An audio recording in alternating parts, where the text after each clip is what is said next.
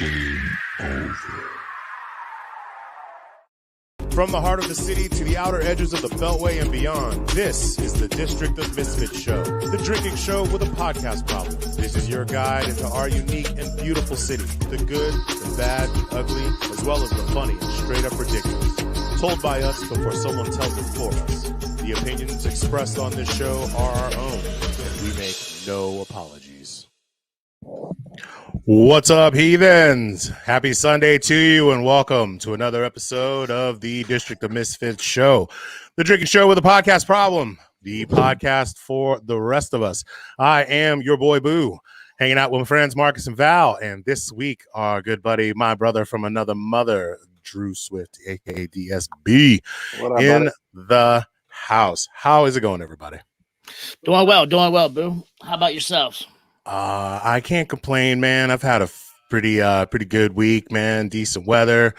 Played a lot of music. Got to go shoot some guns with Drew. We had a good old time. We'll be talking about that a little bit later, man. And yeah, it's been a better week. You know, future's still uncertain, but we're still kicking it. I mean, it's gonna be uncertain until this shit is all gone and vaccinated and masked and all that shit. So yeah, how about you, Marcus? Enjoy the ride. I split my time between Delaware and DC this week. Bored as fuck at the beach and happy to be back in the studio. Let's just put it like that. Bored as fuck at the beach. Yeah, that is some serious first world problem shit, bro. it really, yeah. I'm just gonna go ahead and go. I'm like, what's that feel like? Right? I mean, I know what it's like to be bored, but bored at the beach, shit. All righty. Damn. What's up with you, Val? How are you? What's going on? All right, I'm living the dream. Not really. Just, somebody's dream. Maybe not yours, but it's someone out there is like worked a little bit this week. Boo, you had made that post about people who don't tip should be forced to work a double outside in the patio. Dude, and I was like, I did that already. Yeah. So if anyone would enjoy watching that show, it would be you. And yeah, somebody just sent that to me today. Umberto, shout out to you if you're watching. Yeah, I was like, yes, I'm not a fan, but I'd watch the fucking shit out of that show. I would DVR that shit. I'd follow it for seeds. I tip super well, and yet I've lived that already. Yeah. What's up, Drew? How are you, brother? Welcome to the show. Thanks, man. I'm good, dude. Believe it or not, I actually also had a good week. Last week was the first week since the pandemic went down that I actually made enough in tips that I didn't rate to pull any unemployment. Awesome. Right on. Nice. That's a good problem to have. Yeah, man. Fuck. Yeah. Get my second vaccination shot on Friday. Oh, yeah. Right on. Okay. Ready to get Marcus, did you get poked? Yeah, I got my first one this week, too. So nice. What'd you get? Pfizer. Yeah, Pfizer, whatever. Pfizer. I like to wear a Pfizer. It's cool. Just don't wear it upside down and backwards. Yeah, please don't do that. Or like sideways, like that shit used to be a thing. Like I can't believe that used to be a thing. You know who used to rock the backwards visor upside down? Not me. Steve Spurrier. Oh. Yeah, he would. Boo, that fucking dude. Man, Drew, yeah. So for those of you who do not know, actually, you know what? Real quick, before we get super deep into this, let me do my due diligence here and thank everybody that is tuned in right now. Please like and share on all of your favorite podcast streaming platforms. We are available on most of them, and specifically you can find us on Facebook and Instagram, the District of Misfits, on Twitter at DC Misfits. YouTube, we have our own channel, the District of Misfits show, where you can check out this show and other podcast content that we are putting out. Twitch is District of Misfits, and feel free to swing by crushingdc.com and do some shopping, get yourself some fresh spring gear, and you'll be supporting us, and we'll be greatly appreciative. So, like I was saying, for those of y'all who don't know, Drew is I think I had to take a penalty drink because I did not turn the volume down on my device. I was like, what am I hearing? Yeah, that's me. That's me. Hold on, help me. Penalty drinks. I'm into it. Oh wait. Yeah. Just if your phone goes off, if all of a sudden like we start hearing ourselves like I just did, yeah. And it, other random things that we decide. Sure, they get arbitrary. Boo's like all highbrow with his wine glass in his wine. Oh, dude, I'm drinking lowbrow wine out of a highbrow glass. Attaboy. Hey Boo, where can everybody find you at though? You can find me on Facebook, Twitter, Instagram. I'm also on Reddit too, but I just am a stalker on Reddit. But at Crushing Boo, keep it all simple. One-stop shopping. Right. How about you, Marcus? I am the Pasteurized Chef on all platforms. Keep it easy, keep it sleazy. Yeah. And Val's a little bit more complicated than that. I am on the Book of Face. I am Valerie Michelle Torres, 2 L's, Michelle with 2 L's. Twitter and Instagram, I am at VMTDC. Right there. Right there. You got it. Good job, Val.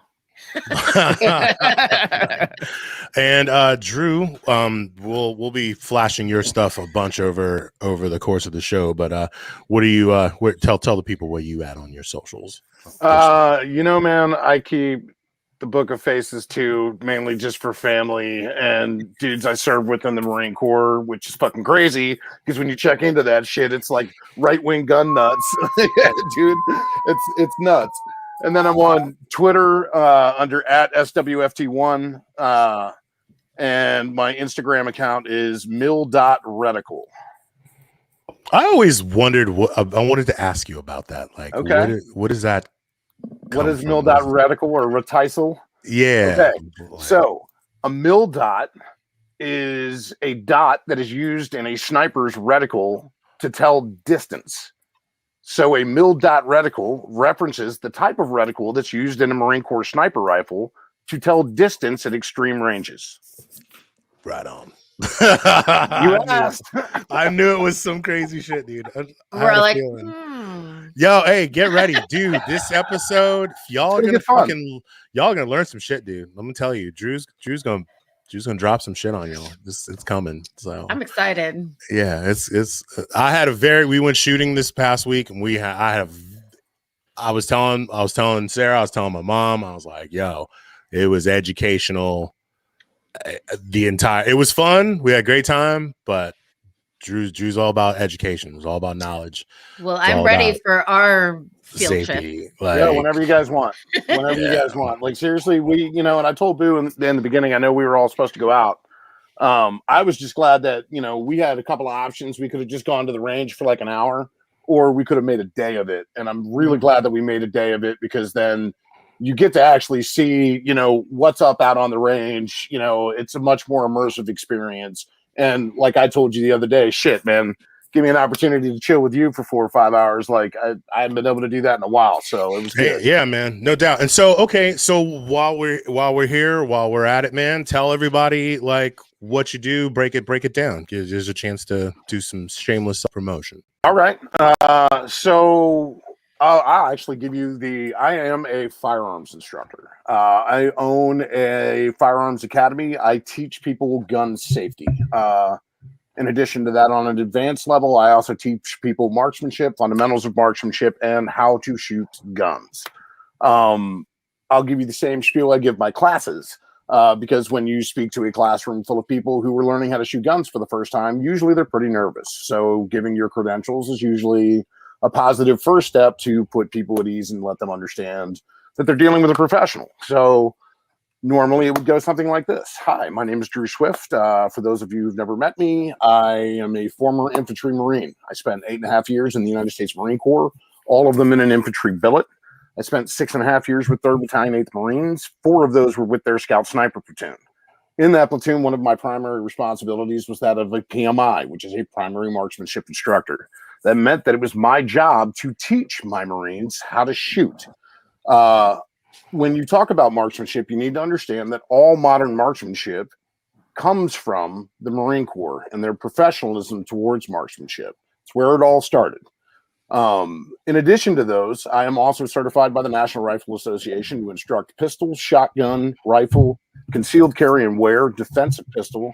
I'm a chief range safety officer with the National Rifle Association. I'm also a range safety officer aboard Marine Corps Base Quantico.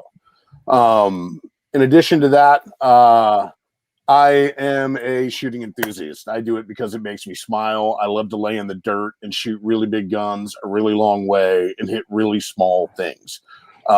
It's kind of, it's where I get my 12-sided dice and I can nerd out and just tinker with the little things. So it makes me smile. Oh, flashing my creds. Yeah, I mean, it's gonna. Yeah, Mark. Once Marcus gets the binging, it's funny because we're gonna get there in a minute. The weirdest thing for me, after I go through that, is to then turn and look at people and be like, guys, I am not your normal everyday NRA instructor that you're gonna meet on the street. And I think, Boo, I hope you can attest to that. No, I can definitely attest to that. And so with that being said, for the flip side of it, tell the people how we know each other, how we met. A little backstory on it. I was not born here, but I was definitely raised here. I lived at 13th and Fairmont in 1984 when it was not really cool to live in Columbia Heights as the only white kid on the block. Not that, yeah, dude, I was white boy Drew for sure. Hashtag white boy Drew, Marcus. All of that being said, I actually left the DMV in 94 to join the Marine Corps. But my last 2 years, I was stationed at Quantico. While I was there, I moved back in with my girlfriend at 14th and Wallach, like basically a block behind Polly's old place on U Street. So once I came back into the city, I started bartending at Bedrock Billiards in Adams Morgan. I worked there for 10 years. I helped open the Reef Restaurant in Adams Morgan and ran that place for like 7 years. I helped open Church Key down on 14th Street. I was the opening general manager at Meridian Pint in Columbia Heights. I went on to run Brooklyn Pint over in Brooklands. And then from there, I started bartending at the Anthem. And I also am currently bartending up at Midlands in Parkview. Nice. So Boo and I go back. We've known each other for 22, 23 years now. Yeah. Way back in the day in Adams Morgan. So I know all those rats. So feel free to tell any story you want to tell about Boo. I know. Oh, dude, we got stories, bro. Like we used to go to, we used to tailgate. Like Drew was like, I was in charge of the Redskins tailgate crew back in the day. Bleeding burgundy and gold, dude. Yeah. This is the tip of the spear, dude. Like this was the point man for sure. Hey, Drew, somebody has a question for you. What you got? Where do you host? Where do I host classes? I teach classes everywhere. Generally speaking, I teach a basics of pistol class in Falls Church at the American Legion every Saturday. I teach either a variation of rifle, shotgun, or range safety officer at the VFW in McLean on Sundays. But I am completely mobile, flexible. I can teach anywhere. I'm licensed to carry firearms in the district. I'm licensed to carry firearms in Virginia. So yeah, I can teach you anywhere you need to go. And we'll be flashing. It was a different story, and I'm sure we're going to get into that. Yeah, and we'll be flashing Drew's creds. Yeah. Actually, Marcus, you want to throw that up there? Yeah, dude. So so Drew and I, we met in the bars. We are I've brothers. known Boo longer than I've known my wife. It's crazy to think about. Yeah. Which one? Who do you like more? His wife and I are both godparents to a mutual friend's kid. So that's true. If something happens to them, y'all are gonna have to take care of the kid because I can't. I can barely handle these two. I can barely take care of myself. I'm just blessed to have Karen. It's Drew, 3 girls and three females and a cat. Oh Jesus Christ! You think he's kidding? I had to buy a male cat just so I could have another dick just to balance out. Right on. That's awesome. Yeah. All right. So, Yeah, safe words. Safe words. Safe words. Yeah. My safe word.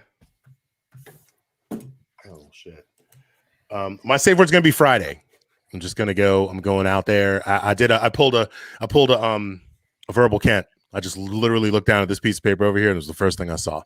So you did what I do. You did what I do every week. I pulled a Marcus. Attaboy.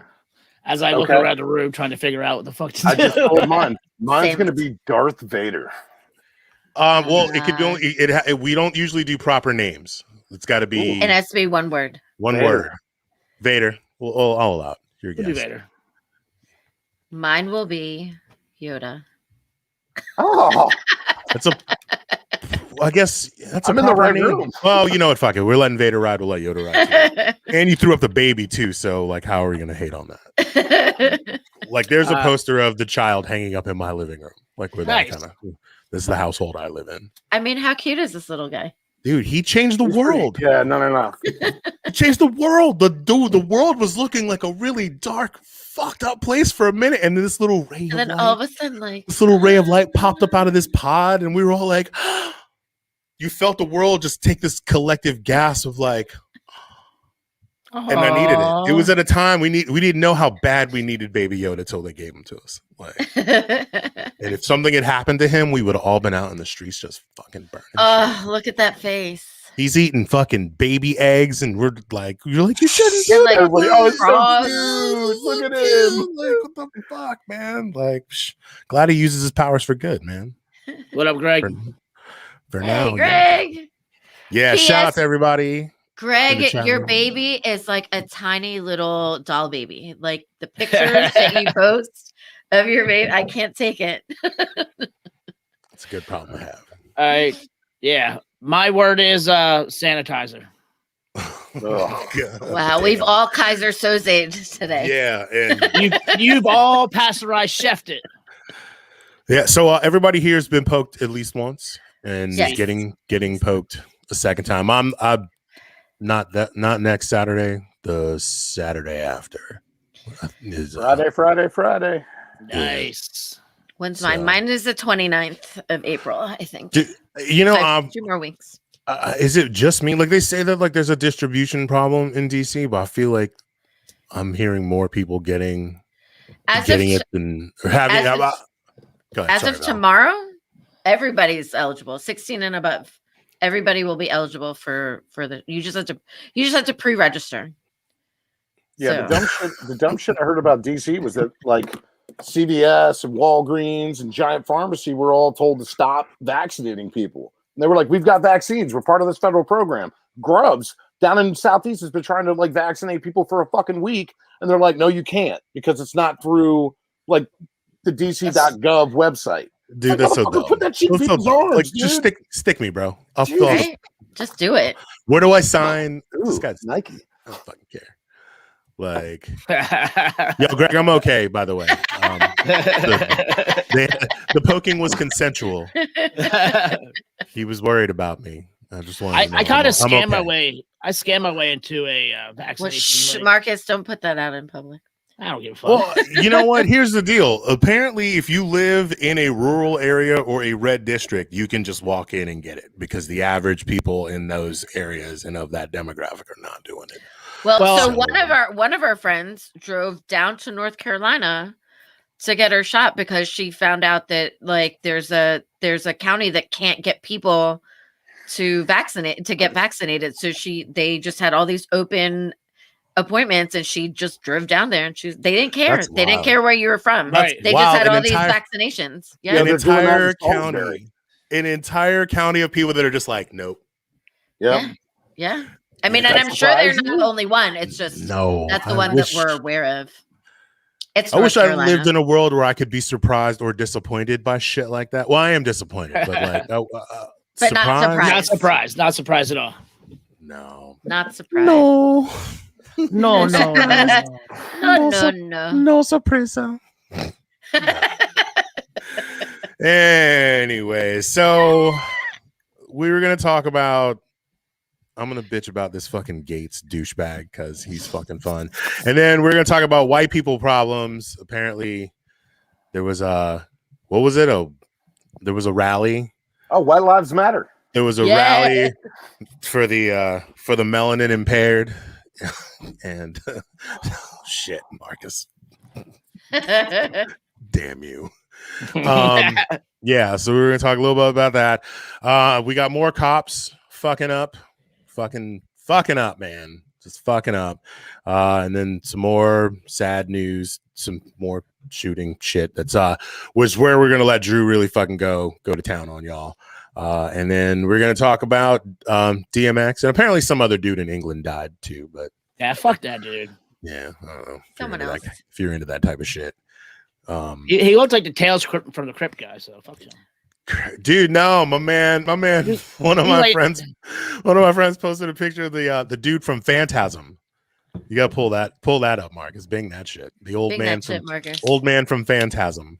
It's like if the old man from Phantasm and a Skeksis had a baby, like the Skeksis from the Dark Crystal, those fucking vulture people. Yeah, that type of shit. Yeah, all right. So before we go all crazy and ham into that shit, we want to thank everybody that is rocking with us. What? Greg, I'm not paying attention in the comments. You're messing with me. Yeah, follow us, like us on Facebook and Instagram, District of Misfits Show, on Twitter at DC Misfits, on YouTube, the District of Misfits Show, Twitch, District of Misfits, and go to crushingdc.com and purchase some of our wares and support us. All right, so yeah, I'm just gonna go ahead and get on this. So professional howdy doody mannequin and all around knuckle dragging, my dad owns a dealership looking scumbag representative Matt Gaetz.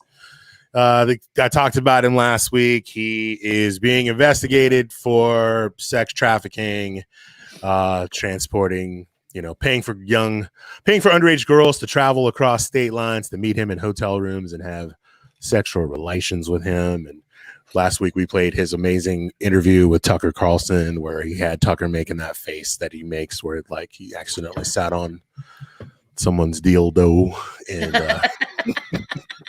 accidentally. I don't want to fetish shame anybody, but like he definitely has the like, oh my God, I can't even really imitate it. It's hard. Like there's a level of bitch assness to it that I just can't emulate. And he has these extra bitch ass muscles in his face. I think they're like, let him do that.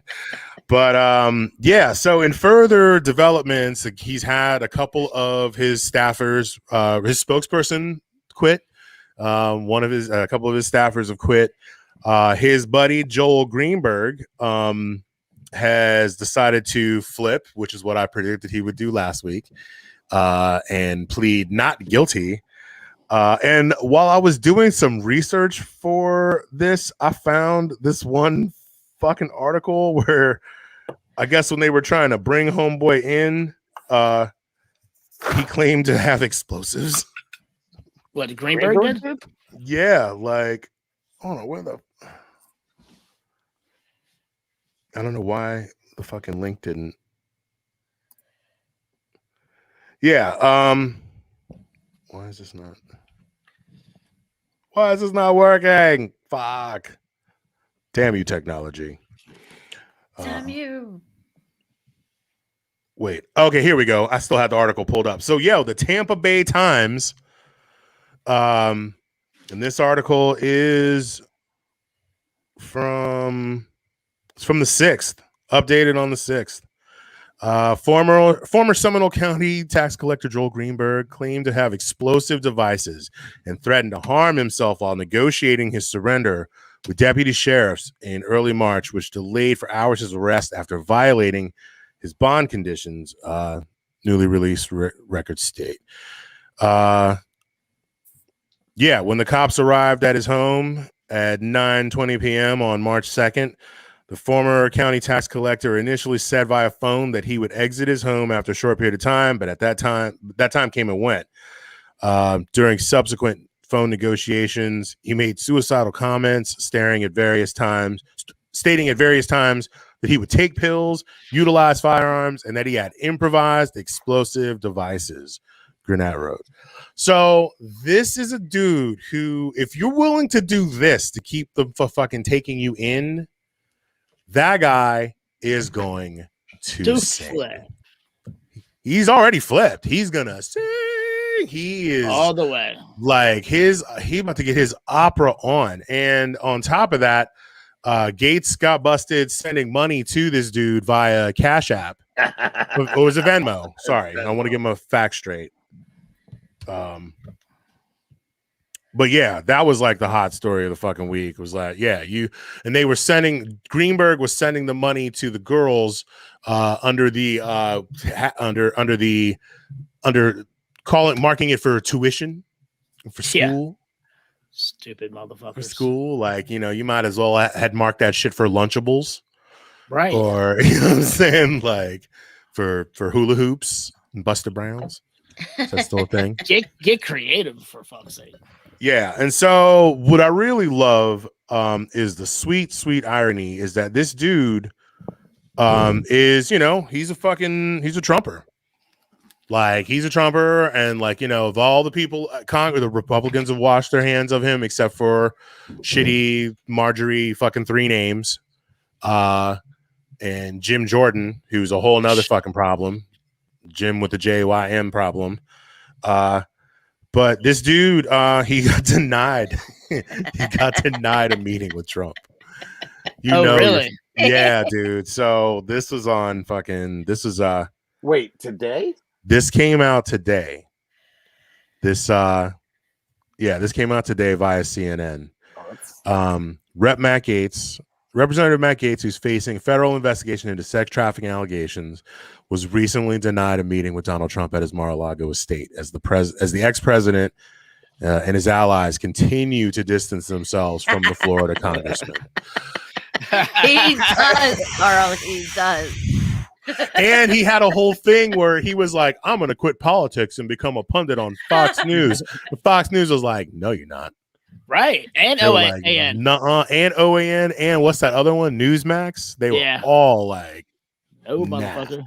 So this is great. This is the fucking, like, maybe this is the Trumper palate cleanser that we all needed. Somebody needed to get in trouble. If Devin Nunes, if Ted Cruz, if Jim Jordan, if none of these fucking assholes get in trouble for anything, Matt Gaetz is the only one who fucking goes down in flames, I'm almost willing to take that. I'm okay with that as a consolation. I mean, because like we were talking about this last week. I mean, you could tell the drug use. Dude, show from his DUI, show his DUI picture, and then show like some recent shit of him. Like, this is a dude that has definitely been pre-Molly, post-Molly. Like, get the fuck out of here, dude. We see you. Yo, and the dude was showing naked pictures of women on the floor of Congress. Come the fuck on. Like, what's wrong with you? Come the fuck Well, dude, when your leader says, it's locker room talk, fuck, what do you expect? Yo, but when your leader's like, nah, dude, like, I mean, have you seen some of the pictures of Trump and Ivanka? You know you're a dick when Trump thinks you're a dick. Oh, he doesn't when think Trump's he's a like, dick. He's just covering his ass. Yeah, I don't know. I feel I'm a little surprised, to be honest. Yeah, I'm a little surprised. I mean, this could be one of those things where, 50-50. Like, who knew? Actually, honestly, after Trump got elected, I do believe that anything is possible. So the fact that Trump would distance himself from this fine example of American. Yeah, that's this person of good repute. Oh shit! I like the young picture of him. Oh fucking god! This is a dude who definitely got his ass kicked a lot at the polo club. Polo, like, dude. Oh my god! Drugs. He's the one they sent on all the fucking beer runs. He's the one that, why he's probably totally down with paying for, and I'm, hey, shout out to sex workers. That's real work. I love sex workers. They deserve respect. But I can totally believe that in his circle growing up, he was the dude that had to pay for all the hookers. Like, yo, if you want to hang out with us, bro, you're gonna have to fucking bring some entertainment. I could totally see him being that kind of dude, and he just took that same energy into fucking into Congress.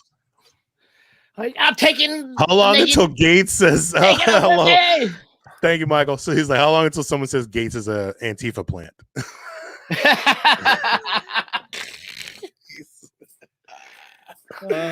Oh shit. Oh man. Y'all heard he's got an Antifa tramp stamp. Oh, I believe it. Right. If you were gonna have a tramp stamp, what would you have? No. Whoa, man. That's like if you had one, what would it be? Vader. If you had one, well, I mean, Marcus, I think mine would be pretty obvious.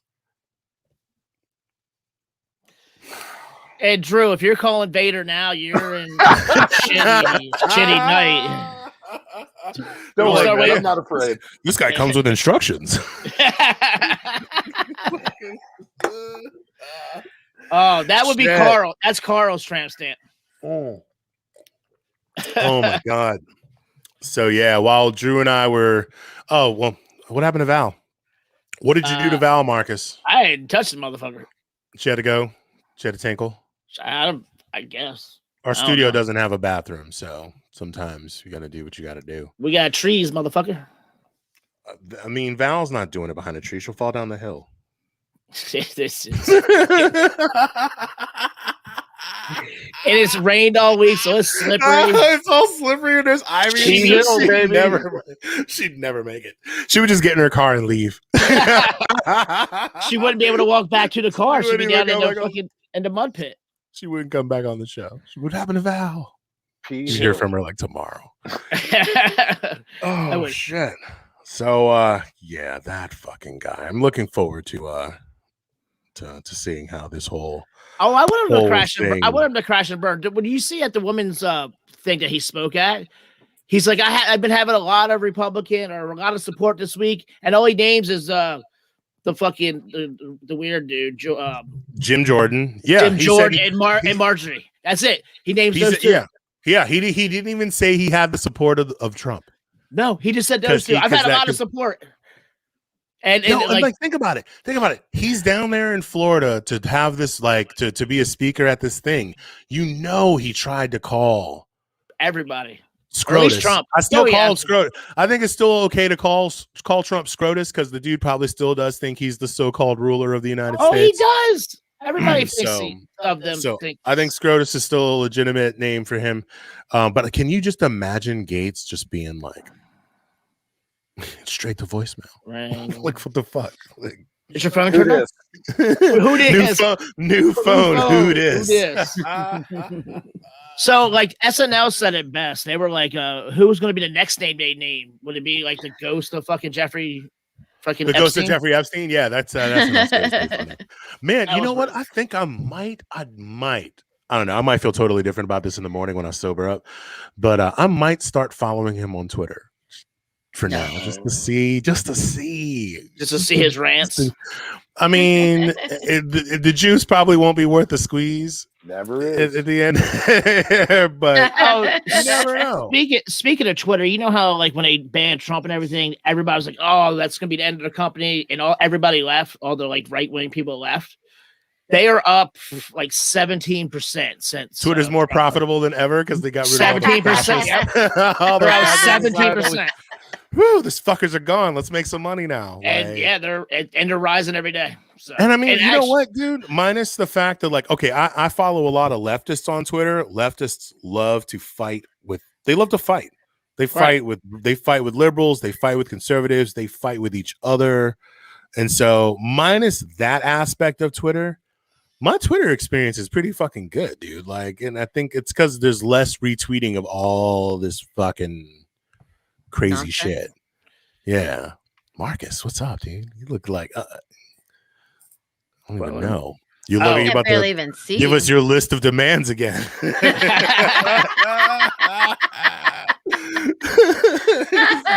Getting a sense of deja vu, man. This is like, I'm working. You do it, dude. You do it. You queuing up a video for us? I'm trying to find something about the left and the right. Something about the left and the right. Yeah, it's brutal. Yeah. Leftists, if you're watching me, stop fighting with each other. It's brutal. We're never going to get anywhere. Never going to get anywhere. It's so brutal. I mean, capitalism, bad. We all agree. Sure. But all of y'all are like, yeah, it's cutting each other off at the knees. It's no bueno. Anyways, yeah, less noise from bot accounts. That's right, dude. I feel like there's been a significant decrease in bot activity. Although, I'll tell you what, if you tweet some critical shit about like certain people, if you criticize Kamala, like they'll come after you. Her people are relentless. K-Hive is no joke. Like they have, like everybody's got nicknames. Everybody's talking about Bernie bros, and there's Biden bros. There's the K-Hive. Like everybody's got like, everybody's fans have like some kind of nickname. There's like a whole thing there's a whole campaign against AOC because AOC has sold out depending on who you talk to. I mean, get over it. I mean, all politicians sell out. They're going to sell out. I'm sorry. Bernie's I've always been of the we don't worship. It's okay to want to policies. I agree with your policies. That's how you get shit done. That's how you get shit done. I agree with your policies. Therefore, you can have my vote. And while, yes, I was enthusiastic about Bernie on a certain level, he's not above reproach. He's not above criticism. And I tried to do everything I could to let that be known when people are like, oh, fucking Bernie bros. I'm like, I'm not Bernie bro. Like, I'm just left of you. That's all. And I think that we should all be able to have a home and go to the hospital without going bankrupt. Call me crazy. I mean, that's insane, boo. Call Insanity. Me nuts. I just don't want you to, be homeless because you got cancer. Anyways, moving right along. So, yeah, in other news, there was a rally in some wait, why is this not coming up as a link, Val? You posted it in the thing, but it's not. I did. I think you have to hold, please. Hold, please. I know why. Won't you guys ask me? Marcus, why? Because you didn't do the notes? No, because when you put a link into the Google Drive, you gotta push. Space bar. There you go. Boom, bitch. Oh well, why don't you? Marcus wins. Hold, please. Broken clock. No, I'm kidding, dude. You do good work, Marcus. You do good work. There you go. Is it working? Oh, it's a thing. Anyway, there was a very poor turnout at the White Lives Matter rally. You don't say. Carl, you have no fucking idea. That's their flyer? Yes, that's what I found. That is some Uberman fucking very subtle.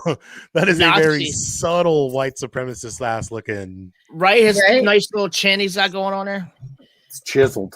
The chiseled jawline. Chiseled. So that's a man. What was the turnout?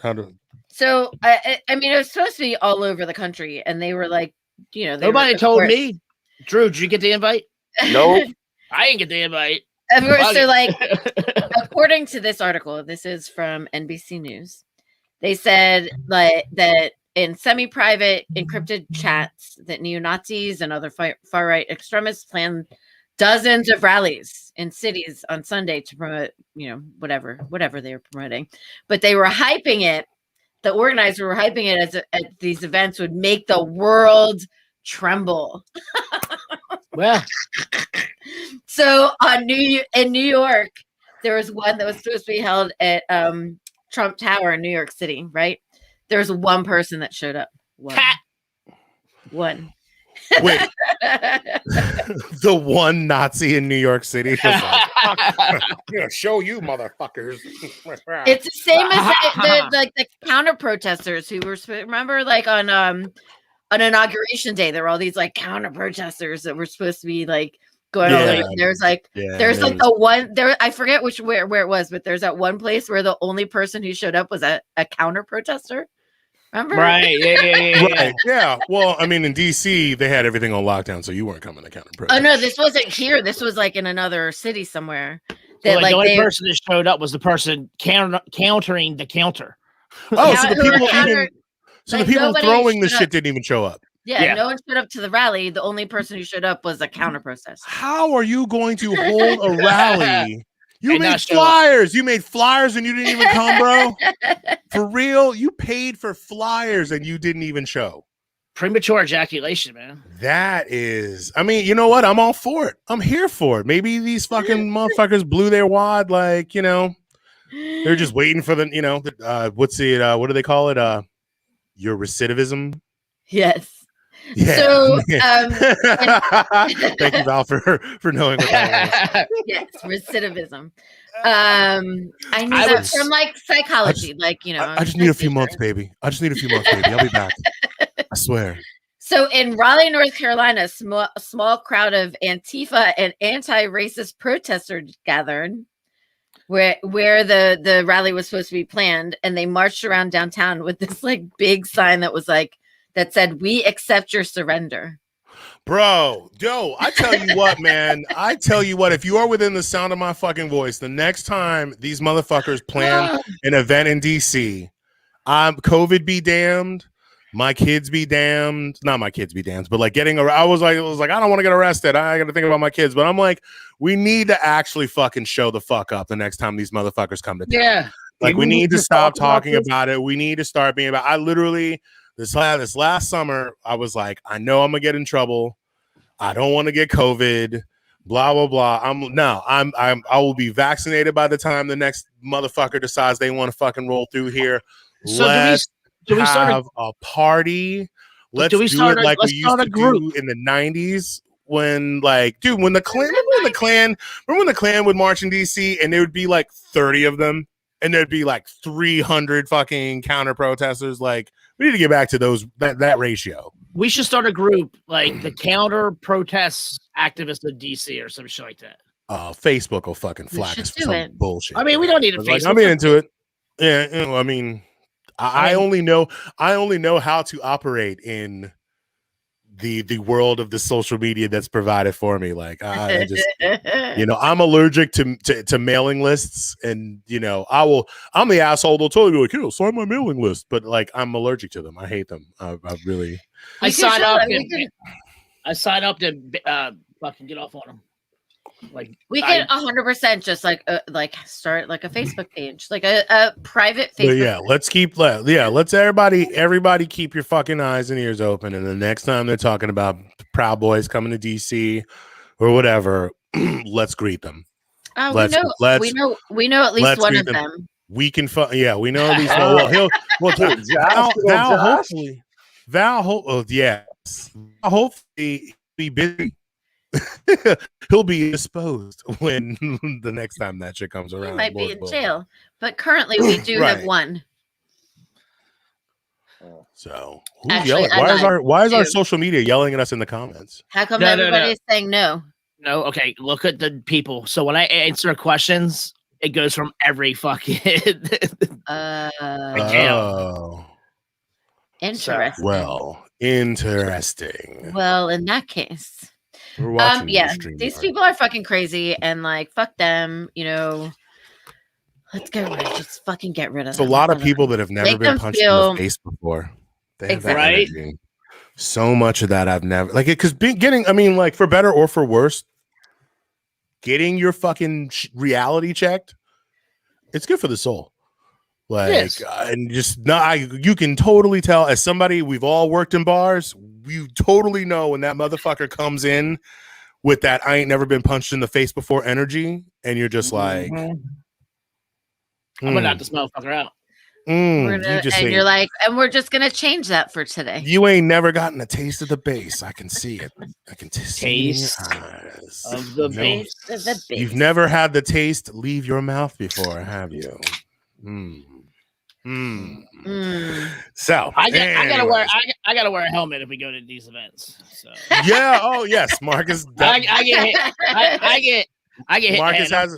Well, here's the thing, Marcus. You got to be more of a you got to play more of a support role. We can't necessarily have you on the front lines. I got to put like a football helmet on and guard. Take care of the camera. Yeah, Marcus, you could be our documentarian because you're a white dude.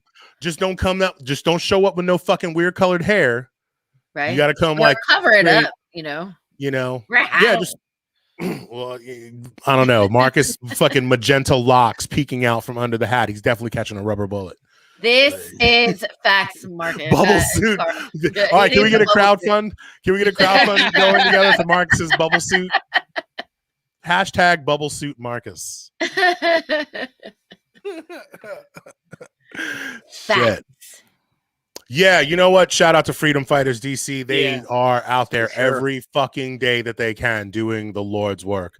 And yeah, of course, BLM Plaza is always going to be where the action is. Like, they are always doing good. Freedom Fighters are friends of ours, so shout out to them. Yeah. All right, so let's take a short break. Marcus, you want to queue up a video, and while you do that, I will do our quick call to action. We really, really appreciate you all watching and would love it if you haven't already to like and share this show on your favorite podcast streaming platforms. On Facebook and Instagram, we are the District of Misfits Show. On Twitter, at DC Misfits. On YouTube, the District of Misfits Show. And on Twitch, District of Misfits. And stop by crushingdc.com. You can purchase something like this 5-panel hat, which I'm a super big fan of. I have never rocked one of these before. And they're dope, yeah. I mean, yeah, I need to get the army green one that was before, but because some of this stuff is going to be gone soon. We're about to switch up our whole interface, so you should get on there now because certain items will not be available. Chances are post haste, y'all. Do not delay. And we know some of y'all are unemployed and struggling. We understand, so but when this world opens back up, motherfuckers buy some shit. Yeah. Please and thank you. Please and thank you. So, Marcus, what do you got lined up for us? We're going to play a video so that we can refresh our beverages and tinkle, and then we're going to come back. And what is this video that we will be watching? This is going to be one of the biggest songs of the late 90s. It kind of puts somebody on the map and who is a fallen legend. Yeah, we're going to talk later on about it in the show, but in the meantime, get yourself a little bit of the Come and get him. Oh. Yeah. Marcus. Wow. Nice. What happened? That was it was. I mean, I literally just was like, let's do this. And he cut. And I was like, oh, shit. Thanks. Yeah, Val doesn't pay attention to the pre-show meetings. So. Gosh, Val. It just seemed abrupt. It seemed like an abrupt, like. We haven't mastered the art of the fade yet. It's coming. Marcus hasn't mastered the art of the fade. I didn't do the fade on purpose. So. All right. But yeah, and for some of y'all that are out there, we know DMX, he had his issues. We'll talk about that a little bit later in the show, but we still wanted to come on that fucking John. Whatever. That's just it's on slams. So so back to shit. Thank you all for kicking it with us at the District of Misfits show. And next on our little list of things, we got more problems with our boys in blue. We had a story this week in Virginia, aka the Commonwealth, where a lieutenant, an army medic, somebody with letters after his name, papers and everything, was detained and assaulted by police officers. He's suing the Virginia State Police for violating his civil rights, which, these dudes had their body cams on and were completely just okay with how they were rolling. Marcus, if you have that video queued up, I do. Let's drop that little ditty and talk about it, break it down. Hold, please. Hold, please. Okay.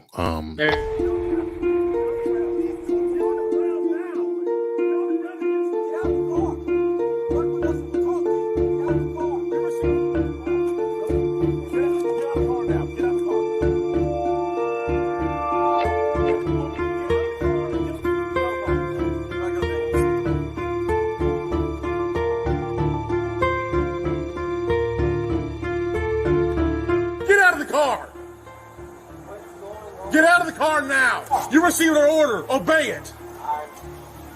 I'm honestly afraid to get out. Get out. Yeah, you should be. Get out. Get out. Get out the car. Get out I now. have not committed any crime. You're being stopped for a traffic violation. You're not cooperating at this point right now. You're under arrest you're being detained, okay? You're being detained for obstruction of justice. Traffic violation. I do not have to get out the gate. You haven't even told Really? me why I'm being stopped. I'm actively serving this country, and this is how you're going to treat me? I didn't do anything. Whoa, hold on. What's going? Hold on. Up here.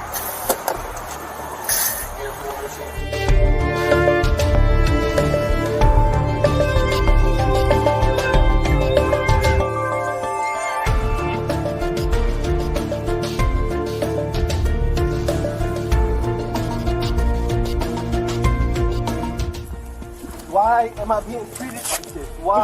Account got blocked. Don't yell at me. Are you two okay? We're fine. I mean, Yeah, so that video is very triggering. Was that the whole thing? Yeah, that's did what I you- had. Yeah. Okay. Drew, you're a guest on here. We're gonna let you have a first crack at this. Like, what do you think? There's a ton of shit wrong with it. You know, I'm also, as I told you guys earlier, a former Marine, so as a serviceman, as a veteran, that disturbs the shit out of me, especially because there's a part of this video that isn't shown in what we just put up. That was the lieutenant saying, I am serving this country, I'm in uniform, and one of the cops comes back at him and goes, I was a veteran too. You should know how to follow an order. Wow. But See, It's fucked up. Yeah, there's another part of this, though. Those guys actually aren't Virginia State troopers. They're local cops to the town that he was arrested in, which is like a little podunk-ass town with like 3,000 people in it. So, like, when you think of some hillbilly-ass Southern Virginia redneck cops, we just saw them. All right, my bad, Virginia State cops.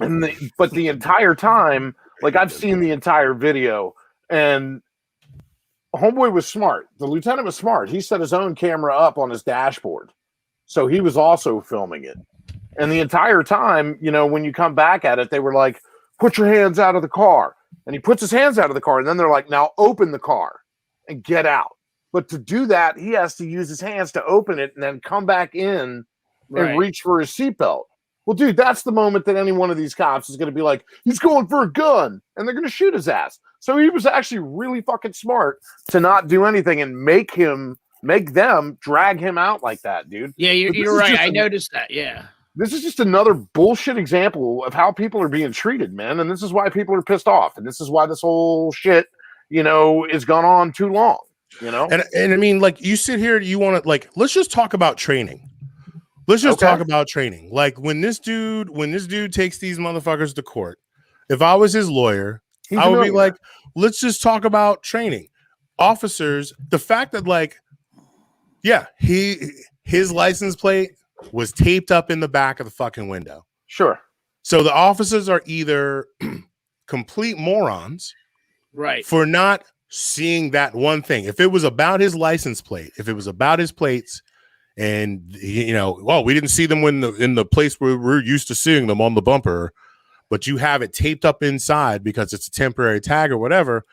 Like, for you to miss something that fucking obvious, like, you should lose your badge. So just at the very, very basic, like, you should, like, you did all of this because you couldn't just stop and take a second. And so we know that that's not the fucking situation. That's not why that fucking happened. So the crazy thing about this is I actually read an article about this. And while I can't speak with 100% accuracy, I feel safe summarizing and kind of paraphrasing. At the end of this thing, they were basically saying that, in my opinion, what happened here is these cops fucked up. They knew they fucked up. And at the end of this shit, they tried to cover their ass by being like, okay, well, look, we don't want to fuck your career up with double jeopardy and have you get in trouble with your command too. So we're going to fucking let you go. But don't ever do this shit again. And he's like, and this lieutenant's like, you're a fucking asshole and I'm coming after you. And rightfully fucking so. Because this is a situation like we've all seen in a bar before, where the bouncer gets up in somebody's face, fucking realizes he does the wrong thing and did some shit that he wasn't supposed to, but yet I can't lose face in front of you kind of shit.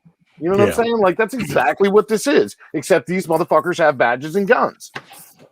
And I mean, honestly, dude, if he hadn't been in uniform, oh, dude, I'm like, fuck, him being in uniform might have been the only fucking thing that saved him. Yeah.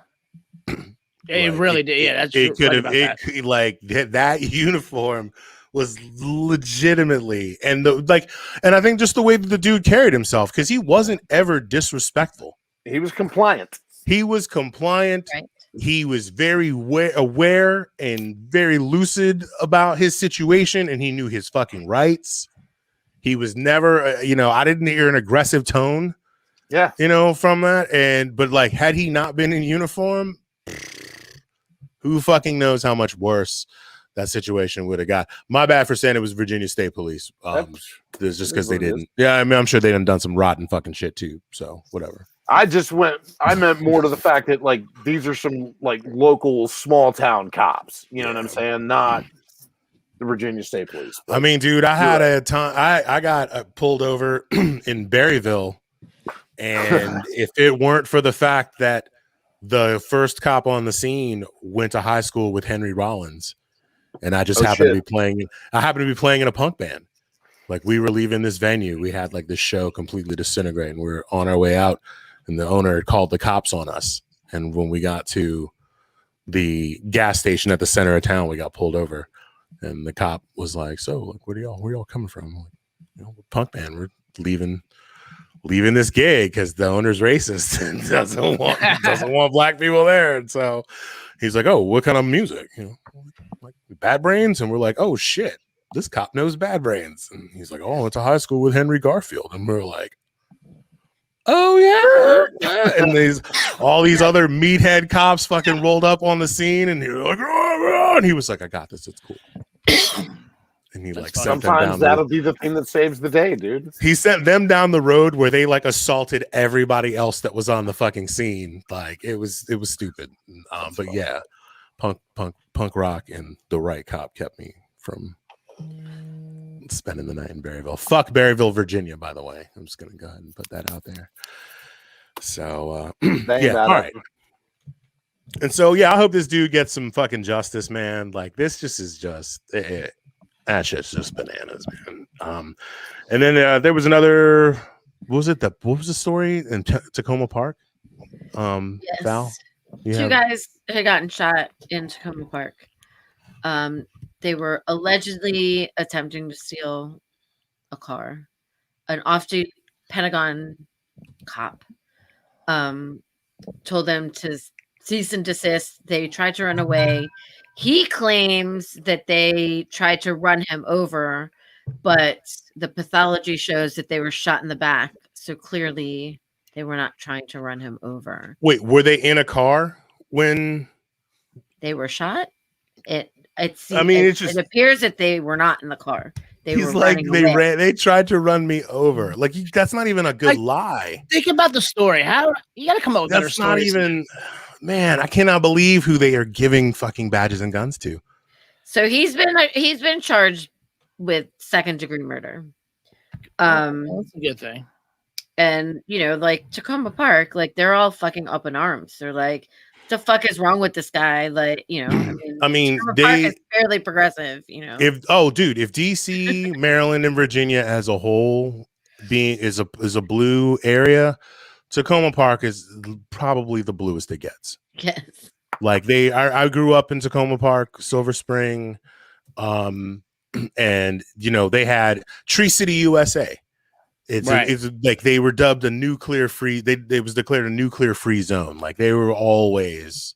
So yeah, I can. So let's blow this guy up. His name is Officer David Hall Dixon. Is his name? He was off duty at the time of the shooting. Oh wait, quick! Do we get shut down? Yeah, we did, but I'm getting us back up. Okay, yeah. Here's the thing. I texted one of our friends who's been watching. He said he's still watching. Okay, cool. I think we're okay. I think that they'll block the video that we played. We'll have to remove that video. Yeah. Well, what's going on now is I'm removing it and sending the feed back out. We're breaking the law. What? So what's the guy's name? David Hall what? David Hall Dixon. Of course, he has 3 names. No relation. No relation to that. as far as I know.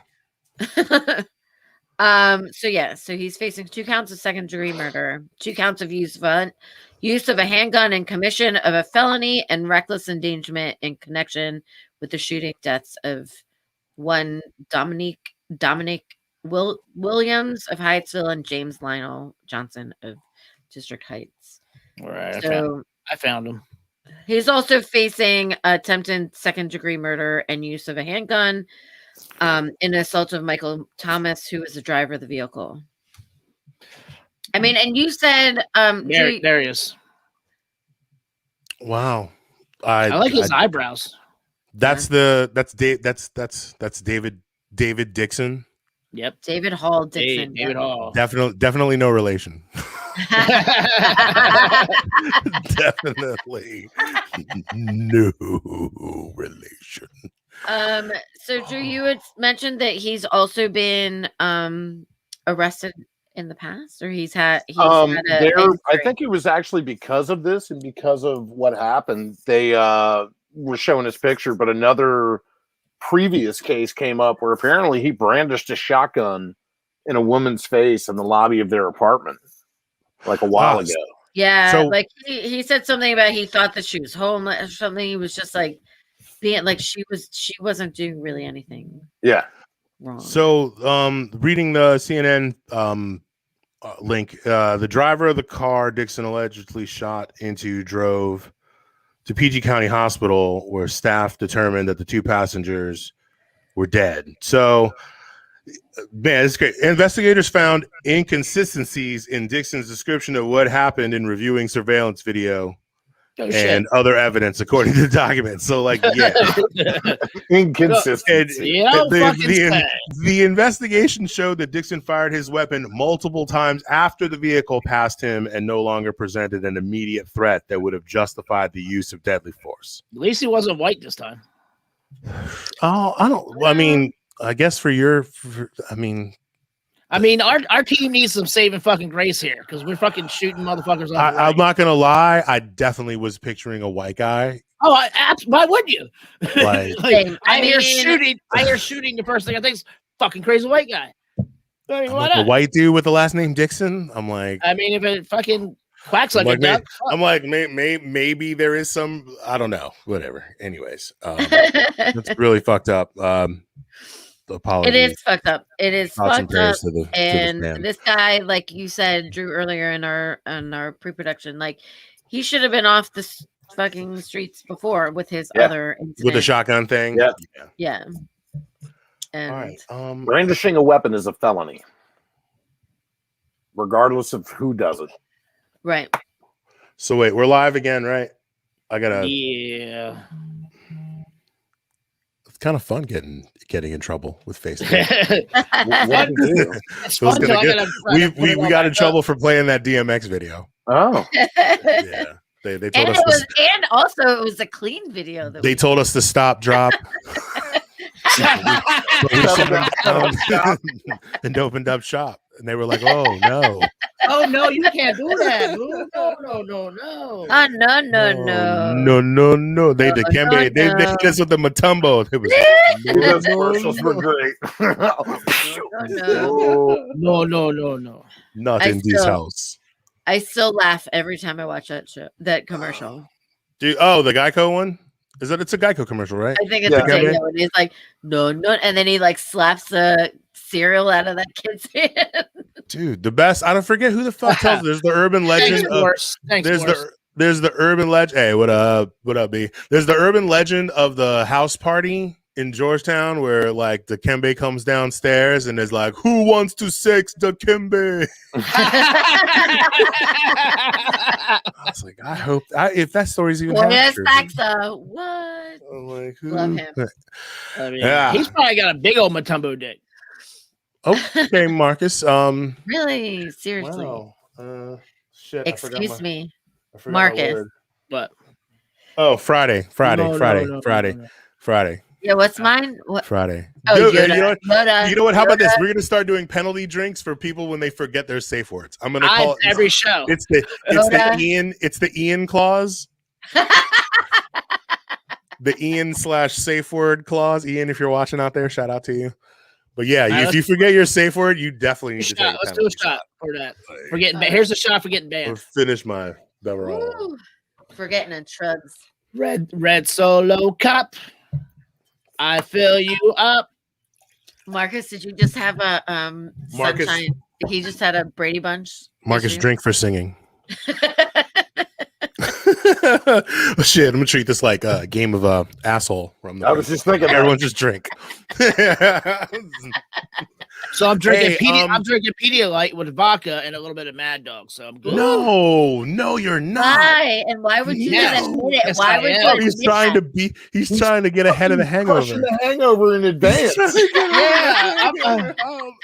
I mean, hey, guys, this is me. I'm the Rumpelstiltskin of fucking booze. Oh my God, he's totally making gold out of straw, motherfucker. When I was in the Marine Corps, dude, when I was in the Corps, we used to have our corpsmen shoot us up with IVs in the morning before we PT'd to make us feel good. Yeah, I could see that. A friend of mine, I dated a girl who was a nurse, and she's like, anytime she went out and hung out with me, she would always have to go in the next day and like get fucking shot up with IVs. And she's like, yeah, fucking. Oh, you know what? I dated a nurse too. She definitely was like, yeah. One time I went into work early so I could lay down the saline drip. My friend who worked in the army, he was an army medic, and he said he used to do it all the time. He used to just like the IV drip, the saline drip. He'd like just roll it into everybody whenever they were hung over. What if you're in a rush? What if you're in a rush though? I'm like, can I get a saline enema? Is there just some way you just hydrate me rectally or something? I feel like that's the same as the drip. I mean, can you buy the saline? Can I go to Amazon and buy it? I mean, didn't you go? Let's not encourage. I'm gonna look it up. No. I'm gonna start mixing saline. I'm gonna mix saline with vodka, and a splash of something. Marcus, I just like the same thing. I've got a bad feeling about this, Marcus. Yeah, I think you should just drink vodka and Pedialyte. Wouldn't that work? Just use Pedialyte as your mixer. Yeah. And some soda water, throw some bubbles in there. I mean, you're saying that he like as so if the he's bubbles never done it before. The bubbles could be my Alka-Seltzer. Dude, drop an emergency in that shit. The bubbles. Wait, are we still talking? How are we receiving this? Which orifice are we taking this in? Or are we going either one? I'll take it. I'll take it. You can't put emergency in a fucking saline drip. That's just not it. You also can't put it up your asshole. Please stop. Let's not even. You could. It might not do anything. It's a free country, Val. Like, you can't tell people what they can and can't put in their butts. You absolutely could do it. I found it. Saline drip IV kit on Amazon Prime. Nope. Marcus. We're gonna walk in one day and find Marcus in the studio, just all like, how much is it? With like a fucking needle hanging out of his arm. $80. And who encouraged this and who even brought it up? Now I'm mad. Now I'm mad at that person. Yeah, because Val's definitely the one that's gonna have to deal with this. For no reason other than because now I'm gonna make the kit. I'm gonna put vodka into saline drip and go straight. No! Friday, bro, Friday. Yoda. Marcus, I care about you, and I really just don't think that is a good idea. That is not safe.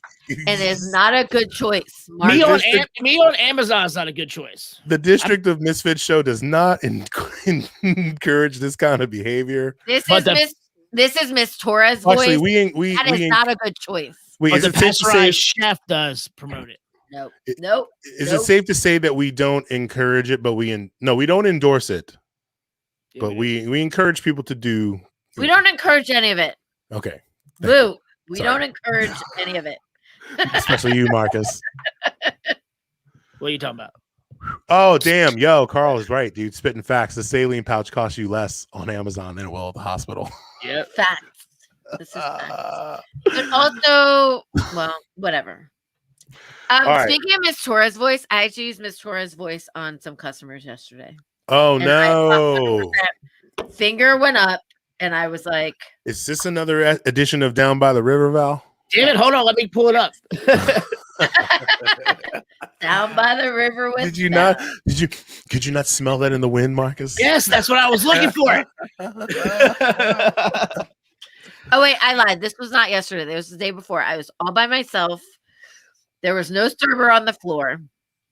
They didn't schedule a server inside because they assumed everyone was going to be outside. So then when there's no server inside, then the bartender has to take. Now I'm by myself, right? So I'm still making service drinks and then also taking tables. There was a 12 top that sat on the outside garden patio, which is the furthest away for me to go. Thank you, Carl. Teach me the way. I blame you now, Carl Townsend. It is your fault. Show me the way. This is the way. Miss Torres' finger is up. I was worried that was going to fall on me for a moment. Thank you, Carl. This is the way. So there was a 12 top that came in. There were three separate tables. They were all fucking annoying as fuck. They'd moved tables 3 different times up at the up on the 3 times. 3 times before they came to sit in the garden patio. How many Karen haircuts? They were actually foreign. They were not from here. Oh, that makes sense. So anyway, they were. I don't know why that makes sense, but they were annoying as fuck, right? So they come down. There was a table of women who were less annoying, and I was talking to them. I was like, "I'll be right there. I'm gonna get your drinks." Blah blah blah.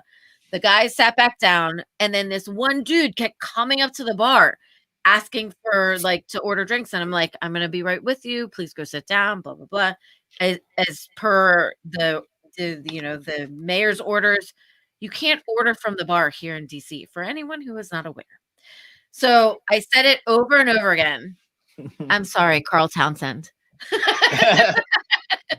So then the 5th time he came to the bar, and I'm holding these drinks in my hands to bring them to the ladies of his party. And I go, "Sir, you need to go sit down. I am coming and bringing your drinks over there. I've asked you many times. Please go sit down at your table, and I will be right there."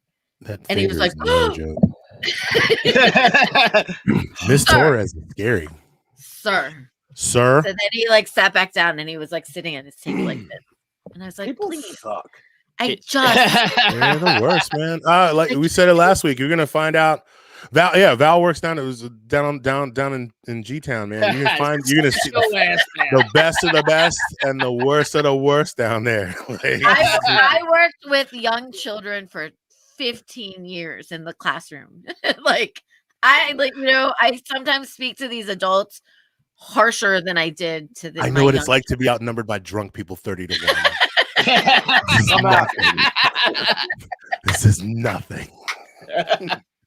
Sit your ass down. Little drunk people too. Little drunk people. Sir. Yeah, no. No moral compass. No safe words. No safe words. No moral compass. No nothing. You get no scruples.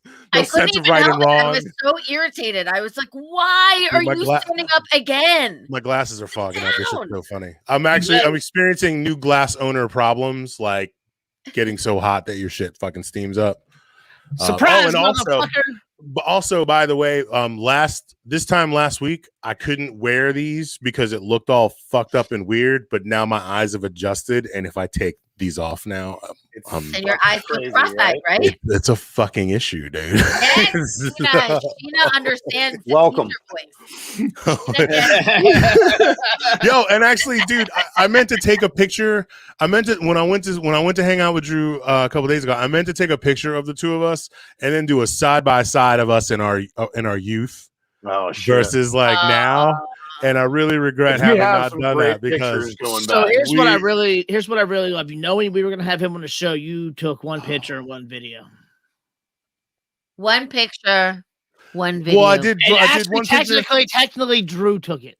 Well, and he didn't even know I took that shit. No. Well, here's the deal. We're at the gun range trying to be responsible and safe. Yeah. Being responsible and safe is not like no selfies on documenting and all that shit. And we're surrounded by other people that don't want to be in the background of things, and we're trying to respect people's privacy and that type of shit. You could have been just stop. What? We could have stood out front of the gun store. Suck my motherfucking dick, Marcus. How about that? We really would. You know what? How about that? There you go. All right. That's that. So then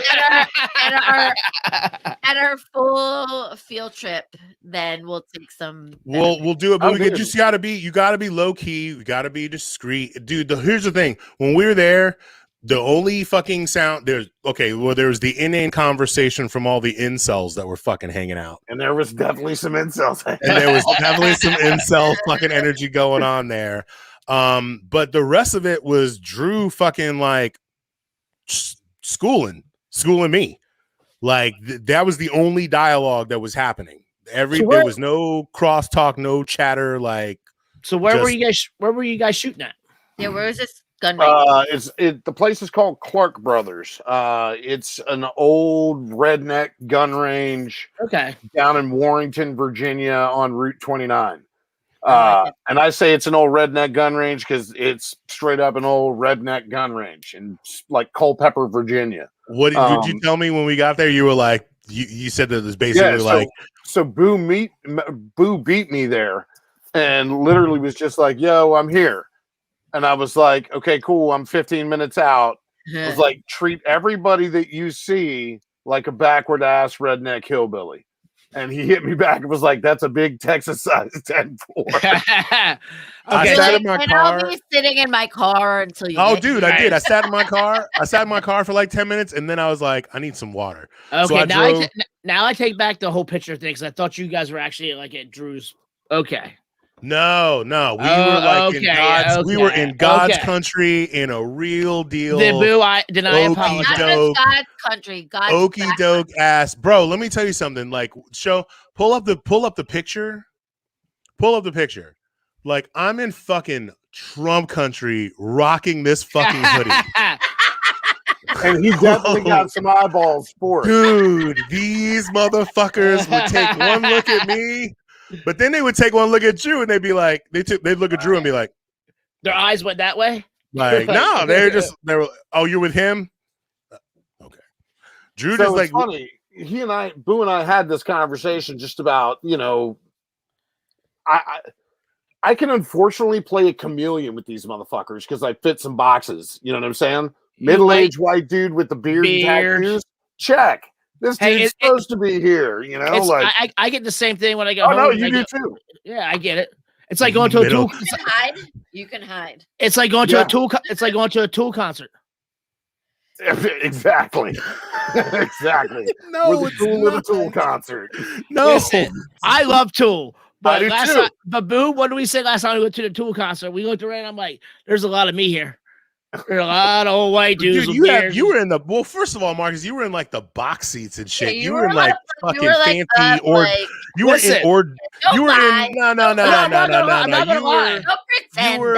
in hors d'oeuvre and bottle service land. Like, so no let me one's trying to explain hear this. you're fucking crying. So let me explain this. So like back in the day, I had this host who was like going through school. He went through the Navy and everything like that. And like I would take care of him when he would come hang out. I would like feed him and like I would take care of him. Because I was making really good money. So now he's like an arms dealer for Boeing. And he was like, hey, you want to go to the Tool concert? I'm like, yeah, great. Yeah, tickets. And I didn't know they were like the skybox shit and like $500 tickets. Like they give you earbuds and like all this shit. They just give you stuff. Like you don't have to leave. You want booze, you just tell the person to go get it for you. It's fucking awesome. Like, here's some AirPods. So like I didn't know what he did. I knew he worked for Boeing, but that night I kind of got him drunk and I'm like, dude, what actually do the fuck you do? He's like, well, I kind of sell arms to people from I'm an arms dealer. And I was like, legally? I literally was like, what the fuck are you what? Dude, I thought I was pimped that night because I got you had better tickets than I had. Oh, dude, my seats. You were in the eighth fucking row. I was in the 8th fucking row. And for free. Yeah. Like, the only thing I had to do was not touch my fucking cell phone. So hold on. You and I both went for free that night? That's awesome. Yeah. I mean, we were like, there was a sneak moment where Marcus sent me a picture of where he was, and I was like, the only reason why I was jealous was because he had all the accoutrement. Like, I mean, dude, And I can see everything, dude. I had Tool punching me in the fucking face for 2 hours. It was amazing. So I saw the 3D. I saw all the 3D images where Boo was like fucking right there, like he could touch him. Yeah, it was dumb. And I got paid to set up and break it down too. Like, it was. The thing is, I mean, with my brain injury, I couldn't been like back in the day where Boo was is where I would have been. Oh, Marcus, if you had been that close, you would have seized up.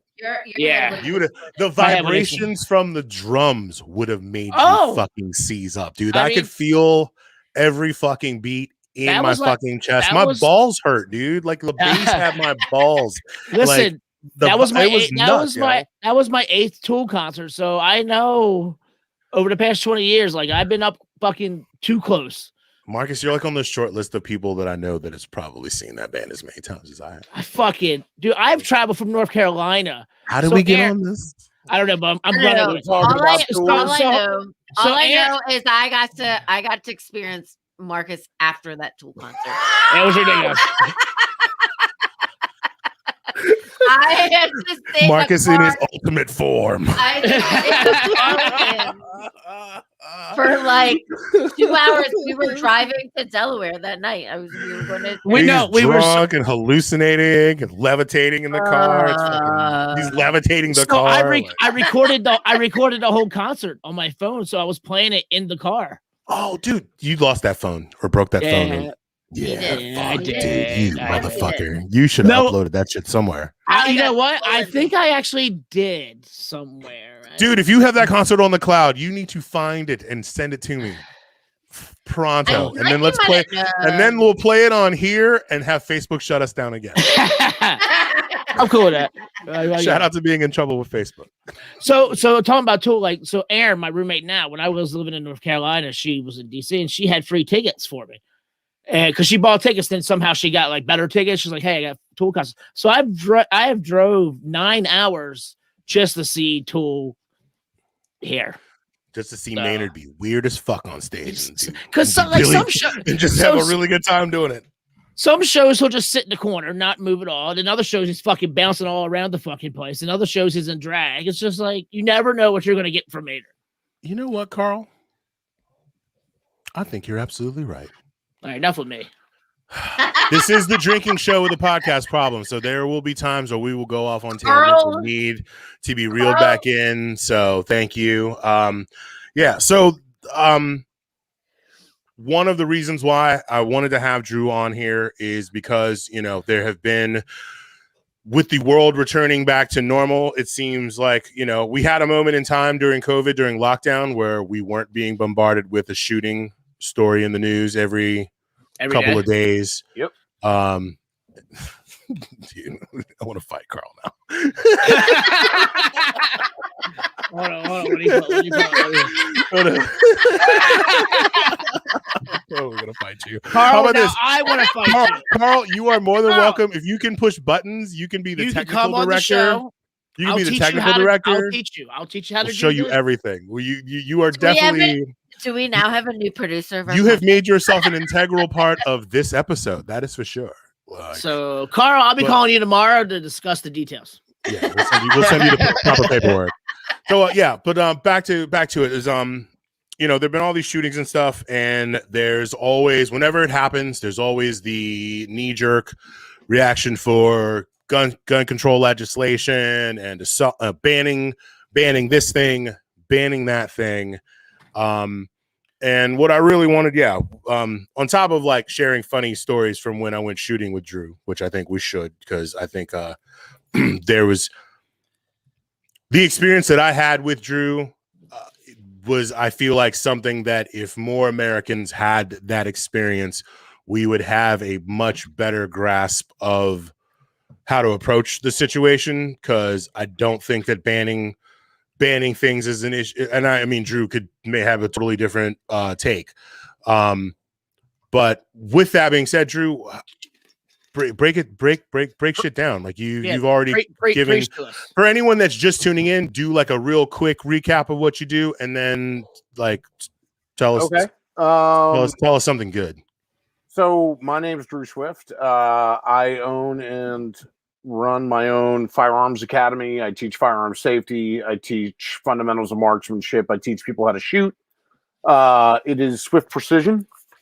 We are based out of McLean, Virginia, primarily because I and no other firearms instructor is legally permitted at the moment to teach in the District of Columbia.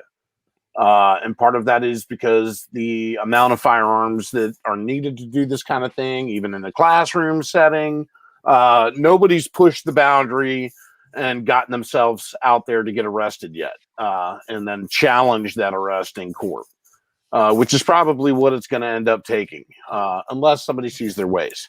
I started my company because, like a lot of you guys, I lost 3 industry jobs in 3 days when COVID hit. I had just recently moved into Virginia, out of Petworth, where I'd been living for the last 10 years. But I had a housing emergency happen, and I needed to worry about getting my kids into a good school that I wouldn't be rolling the dice to make sure that they got into a school that would give them the education that I need them to get. And so I got an opportunity and jumped at it and moved out to Virginia. The first thing I did when I moved back out to Virginia was go out to my brother's place and pick up my rifle. I was given a rifle by my platoon when I left my platoon in the Marine Corps. They all chipped in and bought me a service rifle, and I haven't been able to keep it because you couldn't have those kind of firearms in the district. And so my brother had it, and as soon as COVID happened, I ran out to his place and picked up my rifle. One of the things that really kind of forced me to look at this as an option was that I went to a gun store to buy some ammunition so I could practice with my gun. And this nice little old lady, about 65 years old, and this is like COVID +1, so like the 16th or 17th of March last year. And she walked in and was like, listen, I've never thought about owning a gun before. She was like, but I feel like I need one for home defense. What do I buy? And the guy behind the counter turns around and grabs a $2,500 AR-15 and puts it in her hand. I said, this is the best firearm in this place. And that doesn't even make sense. Yeah, I know. Like, what the fuck? Oh, it gets better, Marcus. The guy goes into the back to get the paperwork, and I literally walk up to this lady, and I'm like, ma'am, this is absolutely not the gun you want to buy right now. It's like, if there was one gun that I could ever own to protect my house and my family, it would be an AR-15. And I was like, but I've had hundreds of thousands of rounds and hours of training on this firearm. I was like, what you need to do is take a class. You need to take a class. You need to understand like what firearm safety is. You need to understand what some of the, deciding factors in selecting a firearm for you are going to be, what the primary purpose of it's going to be. Nice. And I was like, but you do not need this gun. And I was like, look, when you go into a car dealership, what's a car dealer guy going to do? He's going to try and sell you a car. Yeah. I was like, you're in a gun store. What do you think the gun clerk is going to do? He's going to try and sell you a gun. They're going to sell you the Mercedes. Here's the Mercedes. The next thing that I did was I took the DC concealed carry class. And the guy that I took it from was a misogynistic, racist piece of shit. And the entire time, I just had to sit there and keep my fucking mouth shut because I really needed to take this class and get, I really wanted my concealed carry permit. So you couldn't punch him in the face? No. So like I literally waited until the end, got my certificate, and then when he had nothing else to do, I called the Virginia State Department of Criminal Justice Service on him. I was just like, I love you. I was just like, this guy's a piece of shit, and they're the accrediting agency for him. And so it's just filed as a complaint. It might do something, it might not, but it's the recourse that I had available. So anyway, kind of going through all this shit, I was just like, you know what? I actually did this for a living professionally for the Marine Corps. And I can do it better than anybody who's taught me anything up until this point. Mm-hmm. And, it's at this point, it's late April in COVID. And so I'm freaking out. Like, what the fuck are we going to do? The whole industry is shut down. You know what I'm saying? Everybody's on unemployment. Like, I got 2 kids. I got a wife I'm trying to provide for. Luckily I was blessed, and my wife is, fucking brilliant and has an amazing job with benefits and what have you. Like, so we got to fall back on that, but it really came down to like, what the hell am I going to do? Yeah. I love that aspect that out of necessity, came a brilliant idea, and that's what Drew, tell them what you told me. I'm sorry, Marcus. I didn't mean to cut you off. No, tell them what you told me about the scene of the store when you walked in there, like post. Yeah. Well, okay. You told when we were hanging out, you told me you were like the first time you showed up to the range that we went to, Clark Brothers. Yeah, it was a shit show. Like the first time we were there, and you said it was a similar scene at the gun store where I saw that old lady. Let's finish the story with the old lady, then we'll move to the next one. So when I showed up, like this is like I said, COVID plus 1 or 2. I go to this gun store and it's just, dude, it's overrun. So like at this point, nobody's wearing masks. There's fucking packed full of fucking people. Everybody's like fighting over, like think Black Friday for ammunition and guns. Awesome. And these people were buying whatever the fuck they could buy. It was, listen, let me spit some facts. We sold, as a nation, 40 million guns in 2020. 40 million guns were sold. That's a lot. There were an additional 4 million guns sold in January of 2021. So 10% of that whole year was sold again the following January, right? First-time buyers fueled the pandemic-related surge, right? Now, it's normal for guns to increase and ammo to increase sales during an election year. People stock up. They start worrying about who the next person's going to be. Is this going to be available? Is that going to be available, right? But not by these kind of numbers. But do you have the demographics of like actually who bought that? Because I feel like a lot of people on the left started buying a lot more guns. So 40% of all guns sold were to first-time buyers. That's from CNN. All right. Now, gun sales among Black Americans is up. That's 58%. I love everything about that. Love everything about that. So the rise of Black gun ownership is unprecedented at this point, and that's straight up from the National Shooting Sports Foundation, who like tracks this kind of stuff. Also, in addition to which, there's been a rise of NAGA, which is the National African American Gun Association. So it's basically there's a Black NRA now, which I am happily and proudly a member of as well. What? Wait, stop. Okay, go on. Go on. No, I stopped. What's up? First of all, you had me at Black NRA and you're a member. Yeah.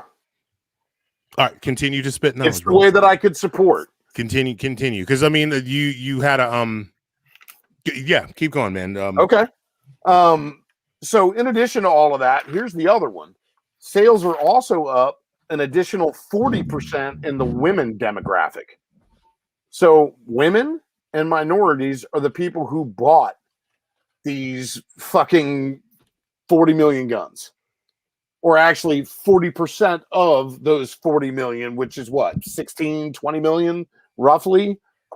So that's who's buying all of this shit, is women and minorities. And I'll tell you, just based off of the last year, the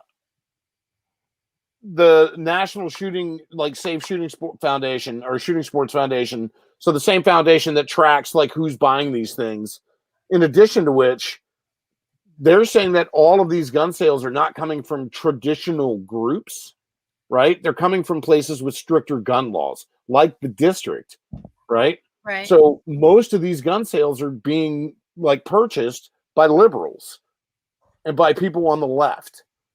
So here's the thing, is it like I think I'd like to see if I don't know if there's any data about this, but like, you know, the I feel like the narrative is constantly that like the liberals are the ones who hate guns and want to take them away from you and blah, blah, blah, blah, blah, right?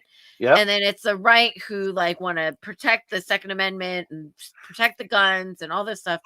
But I'd like to see some data on like how many people leaning left on the left actually own guns and still actually want like responsible gun ownership, stricter gun regulations, right? I mean, because like the bottom line is like anybody can, there's always a loophole. Sure. Like there's always a loophole that people can get. We were listening, Marcus and I, when we were driving back from Delaware, we were listening to this this comedian who was sort of joking, but like I feel like he was not joking.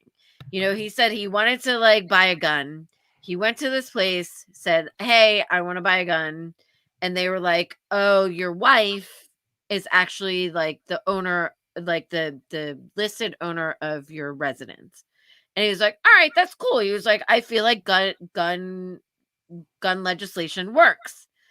Right? He was like, I feel okay. Like, actually, maybe I shouldn't have a gun. And then the guy was like, "But let's let's talk to your wife. Like, we can find a loophole, A way around it." Right. Right. He was like, "Let's find a way around it. Like, your wife can like write you up a lease, like leasing you a room in your house so that you could have like a registered residence, and then we can give you this gun." So he was going through this whole thing of like how they found loopholes as to how he could get the gun, and like that's what's fucked up. Is well, here's what I'll say about that. The gun rights advocates and the gun rights lobbies have a very camel's nose under the tent mentality, right? If they let the camel's nose under the tent, they're fucked. The camel's in. You know what I'm saying? It's inside the tent. Now you're on the inside and we can't get you out, kind of thing, right? So they push back on it. I've never heard that before, but that's awesome. And they do try and find loopholes for everything. And I can give you a phenomenal example of the latest and greatest loophole on the list right now. And it's called an AR-15 pistol. Okay. So what an AR-15 pistol is, the ATF regulates that pistols have to, or I'm sorry, rather, rifles have to have a minimum barrel length of 16 inches. Okay. So the barrel, the actual part that the projectile and the bullet passes through, has to be at least 16 inches long. And part of the reason for that is so you can't conceal it. Right? Right. So it's got to be 16 inches with a stock. Now, if you want a barrel shorter than that, it's called an SBR, or a short-barreled rifle. And you have to apply to the ATF. They have to run you through heightened security. You have to pay $200 for a tax stamp, and it takes 6 months at least, right? So what the manufacturers did is they fucking found a loophole around that shit by putting a pistol brace on the back, which is basically a stock where one piece collapses open like this. And the idea is that you put your arm through it and you shoot it like a pistol. But it's still an AR-15, and it's capable of doing the same damage that an AR-15 will. But now you can fold the stock in half and put it in a fucking book bag. So you can roll into the Walmart with a fucking backpack and nobody fucking knows any different, right? And then just whip that shit out and get down.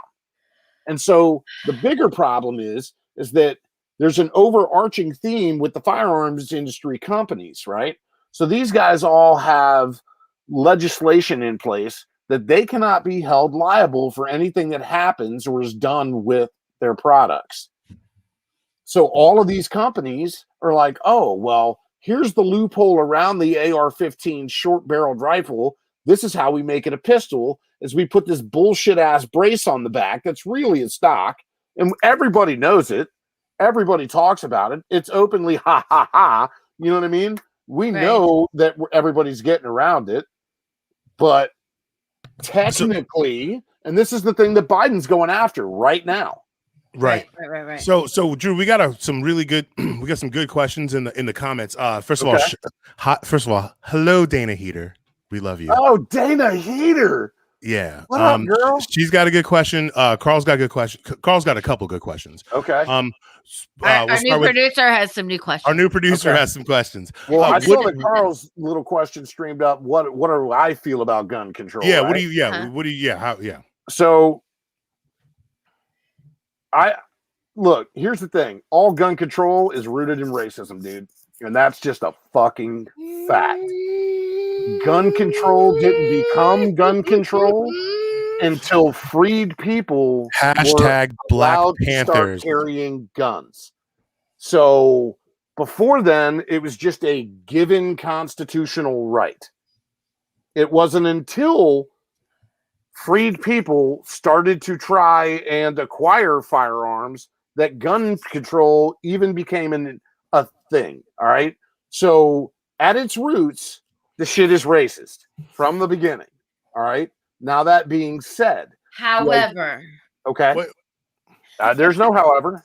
Good. That being said, keep going, Drew. That being said, so period. End of sentence. Full stop.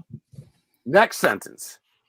I do believe that we do need some form of regulation on the firearms that are being allowed into society, because obviously we've shown that these things can do an incredible amount of damage, right? So so the crazy shit is this: when I moved out of the district and I got my rifle back, I immediately was like, you know what? Fuck this. I'm a goddamn law-abiding American citizen. I fought for this country, and I'm not a fucking crazy asshole. I should be able to own a firearm. And I'm not going to give that right up again, ever. And I won't, ever. But here's the deal.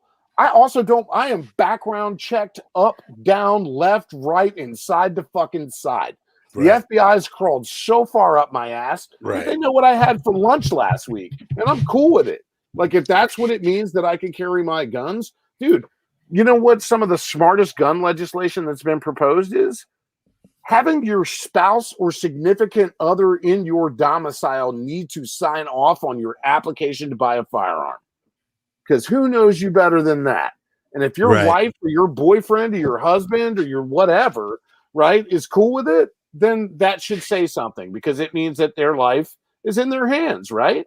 Yeah, absolutely. Straight up and down background checks for everybody on everything. Carl asked what we thought too. Honestly, I'm one of these people where I went shooting with Drew. I had a great time. Like, I am definitely I have had a gun. I gave up that gun because I was not in a place where I felt like it was safe for me to have that gun. That's how that's for me. That's gun control for me, is knowing that, like, at this particular, like, I could have a gun now and I'm fine. I'm in a much, much different fucking place than I was when I previously owned one, you know? But I think that a lot being able, training should definitely be mandatory. I'm pro background checks. I feel like I should be, whatever people have out there. I mean, it's like kind of like a car. You don't need a car that goes 300 fucking miles an hour, but if you have the ability, if you have the money and the means, and you have the ability to drive that car in a way that is not going to fucking do a bunch of fucking irreparable damage or whatever, and you can be safe with it, then I'm all for it. You know, and when people, you know, talk about, well, actually, Drew, how do you feel about gun registry? Are you pro registry? So here's the thing, dude. I mean, look, I got to be honest with you. The word gun registry is the thing that freaks gun nuts out. And here's why. Yeah. I want the government to keep track of my goddamn guns and knowing, like, Red Dawn, where's the list? Find the Wolverines. You know what I'm saying? Like, sends out a bunch of Russian dudes to go get your guns and shit. Like, that's why people talk about a national registry and they don't want that shit. But here's the thing, dude. How'd you buy that gun? With a Visa? Got you, motherfucker. Like, come on, dude. They already have all this information. You got 55 fucking different pictures up of every gun you own on Instagram, you dipshit. And honestly, if they really, really wanted, seriously, and correct me if I'm wrong, Drew, because we were kind of talking about this a little bit too when we were shooting the other day, is if they really wanted to crack down, all they would have to do is stop all of these. Like, every time the Dulles Expo has a gun show, there's motherfucking shit going down. You know what I mean? Like, cash transactions. Like, if they really, aren't those the loopholes, like the gun shows? That's the loopholes. Here's what I'll tell you. That's the loopholes. And capitalism and free market is always going to let that. Yeah, please. So, the state of Virginia, the Commonwealth of Virginia, has just enacted a lot of new gun legislation, and it all came into effect last July and then again in January. So you may no longer, now when you buy or sell a gun, it's called a transfer. Okay. It's not a sale. It's a transfer. It's being transferred from the FFL, which is a federal firearms license, to you. Okay, and that's what the paperwork will say. All transfers have to be done with a background check now. There is no more gun show loophole in Virginia. Okay. You cannot do that shit anymore. Okay. There is no more person-to-person transfers. Okay, so prior to July, you could come out and be like, yo, what's up, dog? Come on out. I'm going to give you a gun. Here, $500. Here's this gun. There's no license. There's no bill of sale. There's no receipt. There's no background check, right? So now all of that shit's done. And the reason that it was done is because the district MPD ran a 15-year basically pattern search of all of the arms that were confiscated in the district. 85% of them came out of Northern Virginia between Richmond and DC. All right, 85%. So to retaliate, not to retaliate, but because in response to that, Virginia Governor Ralph Northam and the Democratic legislature stepped up and they said, okay, well, guess what, Virginia? You may no longer buy more. You may only buy one handgun a month. All sales are now through an FFL and transferred with a background check. Like, all of this shit has been clipped, trying to stem the flow of guns into the district out of Virginia. So Virginia's actually responded pretty well, dude. We were talking over the last few weeks. They have kind of sort of freaked us out with how progressive they are becoming. Yeah. Just the fact that they're ahead of Maryland in so many ways, Maryland, seemingly. Which is so weird. So it's really fucking with me. So Maryland is one of the most restrictive firearm states in the union. Maryland, New Jersey, New York, California, and Hawaii are all on the same plane. Right. Like, you cannot get so there was a case. I don't know if do you guys watch on Instagram? What is it? Washingtonian Probs. Yeah. It's basically Washington's problems, right? Mm-hmm. So the chief of police put out last week that there are now 24,000 registered firearms in the District of Columbia. Okay. So that's 24,000 guns that have been transferred to MPD, that MPD is then transferred to these people, right? There are 6,000 concealed carry licenses in the District of Columbia now. I have one of them. This uptick is huge, right? And all of this stems from a law that came about after a court case called Heller versus the District of Columbia. So there was a security guard for federal buildings, right? Like, he was a federal security guard for some of the buildings downtown,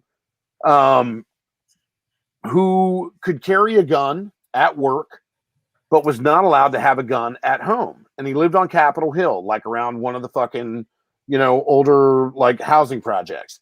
And he was like, this is fucking bullshit that I can't have a gun at home, but yet I have to carry a gun to protect you motherfuckers during the day. And so he took him to court and he won. Yeah. He won. So he won in 2008 or 2007. But in 2008, they changed the rules. And basically what MPD did to try and combat this shit was they were like, okay, listen, you may have a gun in the city, but it has to be either disassembled, unloaded, or with a trigger lock. Well, dude, if you need to respond to something in your house because, somebody broke in and you're sitting here finger fucking a trigger lock trying to get this gun open and loaded and put back together, what the hell's the point? So MPD's tact on this is very similar to what they've always done, right? Drag your feet, make it hard as possible, like try and be as disruptive as humanly possible. So you throw your hands in the air and say, fuck it, I give up. I don't want to play anymore. Well, they did the same thing here until finally, I think it was in 2012, this woman and this group called the Pink Pistols, which is an LGBTQ firearms community. That I'd love to have them on here. Yeah, they're fucking great. Also a member. They sued the city as well. My man, dude, I'm there. I'm out. I'm in the world, my friend. So they sued the city as well. And they were basically like, all this bullshit that you're laying down and putting in place is trying to like make things more restrictive to make firearms less accessible to the people who really need them, right? And so there used to be a stipulation in the concealed carry requirement that you had to prove that you had a reasonable amount of danger. Well, whose fucking like objective reasonable are we talking about? Yeah, by right? whose standards? It's abstract. It's fucking arbitrary as fuck, right? So what are we doing? So all these people were applying for concealed carry licenses, and they were all being like, nope, you don't need it. You don't need it. And it's like, what do you mean I don't need it? So they took them to court again and won again. So in 2018, they had to take that stipulation out. Since then, you can now have a concealed carry license in the District of Columbia. But they're still trying to fuck with people so much, and it's so restrictive that you, dude, you have a license that is a concealed carry license, right?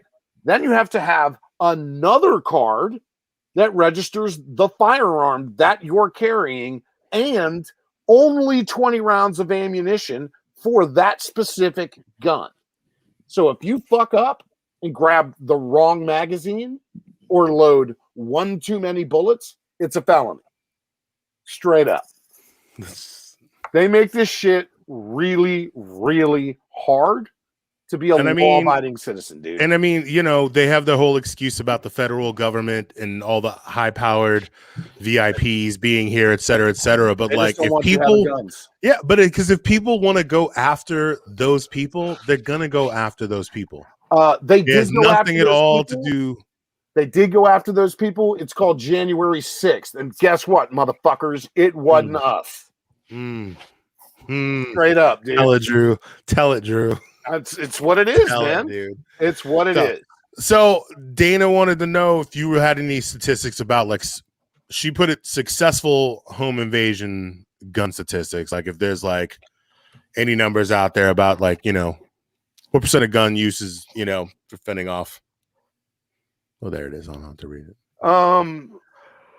If you don't have any, Dana, I'm sure that information's out there. And hi, sweetie, it's amazing to even just see your name typed up on a screen. I haven't seen you in forever, and I miss you. The United States Concealed Carry Association, which I'm actually a member of, I'm a partner with. They do a ton of this type of training. The amount of times that people now have their homes broken into while they're there is very small. One of the biggest reasons that it's so small is because of the leaps and bounds with surveillance, electronic surveillance, home security cameras. Everyone's got a cameras, doorbell, all of ring that cameras, shit, right? Dude. I should have invested. We should have. You know, really, the fact of the matter is, though, is that the more rural you get, the less that plays, right? And the more urban you get, the more you start to, you know, lean on the fact that your safety is incumbent upon you at the end of the day, right? As far as specific numbers, I don't have any right now in front of me. I didn't look that up. But I'll tell you this much. There are lots of examples of people successfully defending themselves in their homes, for sure. And there's probably just as many examples of somebody like shooting their wife or their kid because they missed an intruder in their home and it shot through a wall. You know, and that's one of the things that I talk to people about every fucking day, you know, is the fact that, like, guys, you need to, like, anybody who shows up in a basic pistol class for me and comes at it like, hell yeah, dog, I'm about to I'm like, man, what do you think is going to happen? You know, like, dude, I hate to break this off on you, man, but we've known each other for like, we've known each other for like 20 years, and I could not imagine behaving like that in front of you. I couldn't even think of a total stranger. You know the scariest shit that's happened? I kicked a dude out of my class 2 weeks ago because he was fucking hammered at 8:30 in the morning on a Saturday. I wanted to smoke weed that morning, but I totally was like, nah, dude, because you're responsible. Like, you didn't see me light that joint on as I pulled up next to you on the way home. That's what I was doing. No, I saw that. Yeah, I was like, I waited until we were leaving. Yeah, I saw that, bro. I saw that. So, yeah, I mean, like, so for me, I feel like, you know, I mean, I've never handled a gun. Like, I've always wanted to be responsible. I don't want to own a gun because I don't know that I'm responsible enough. But I would like to know how to shoot a gun. I've asked one of my friends, he's actually been a guest on our show before. He's a retired MPD. Like we've talked many times about him bringing me to the shooting range, and we just haven't been able to coordinate. Like I would like to know how to shoot a gun. Okay. And I would, yeah, right. I would love to know, but like again, I don't know that I'm responsible enough to have a gun in my home. I don't have children in my house. I just don't know. I don't feel responsible enough, right? Okay, so because I'm not responsible. Sure, but like, I think that confidence is a huge part of it. Confidence is a huge part of owning a firearm. Absolutely. And I think that I don't. You know who's going to get? You know who's going to get shot? You know who's going to get shot, right? Huh? Me. No, if she had a gun. You. Yeah. Oh yeah, dude. Well, no. Here's the thing. If Val owned a firearm that she kept at her house, you'd be okay. If she had a firearm that she kept at the studio. Oh. No, come on. But like. I just think I think that what I don't understand is why people are so adverse to stronger regulations, like, or just not even just stronger, just regular, like people should have, it should be required that you have some sort of training. Like you shouldn't be able to, I shouldn't be able to walk in a gun store and be like, hey, like you absolutely can't do that. It should be hard. And it should be harder. It should be harder to get in a license for driving. Well, there is no license.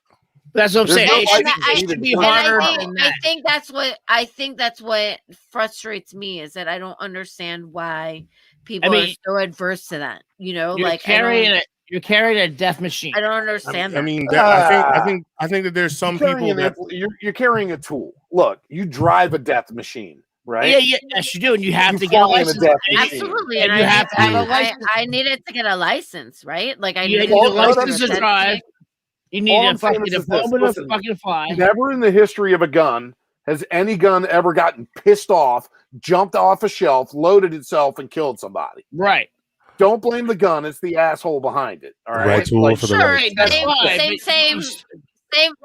right. So same for like a car, right? Absolutely. Like people, like the car didn't come and like run into somebody, like and it you was had the driver. To prove that you could operate it.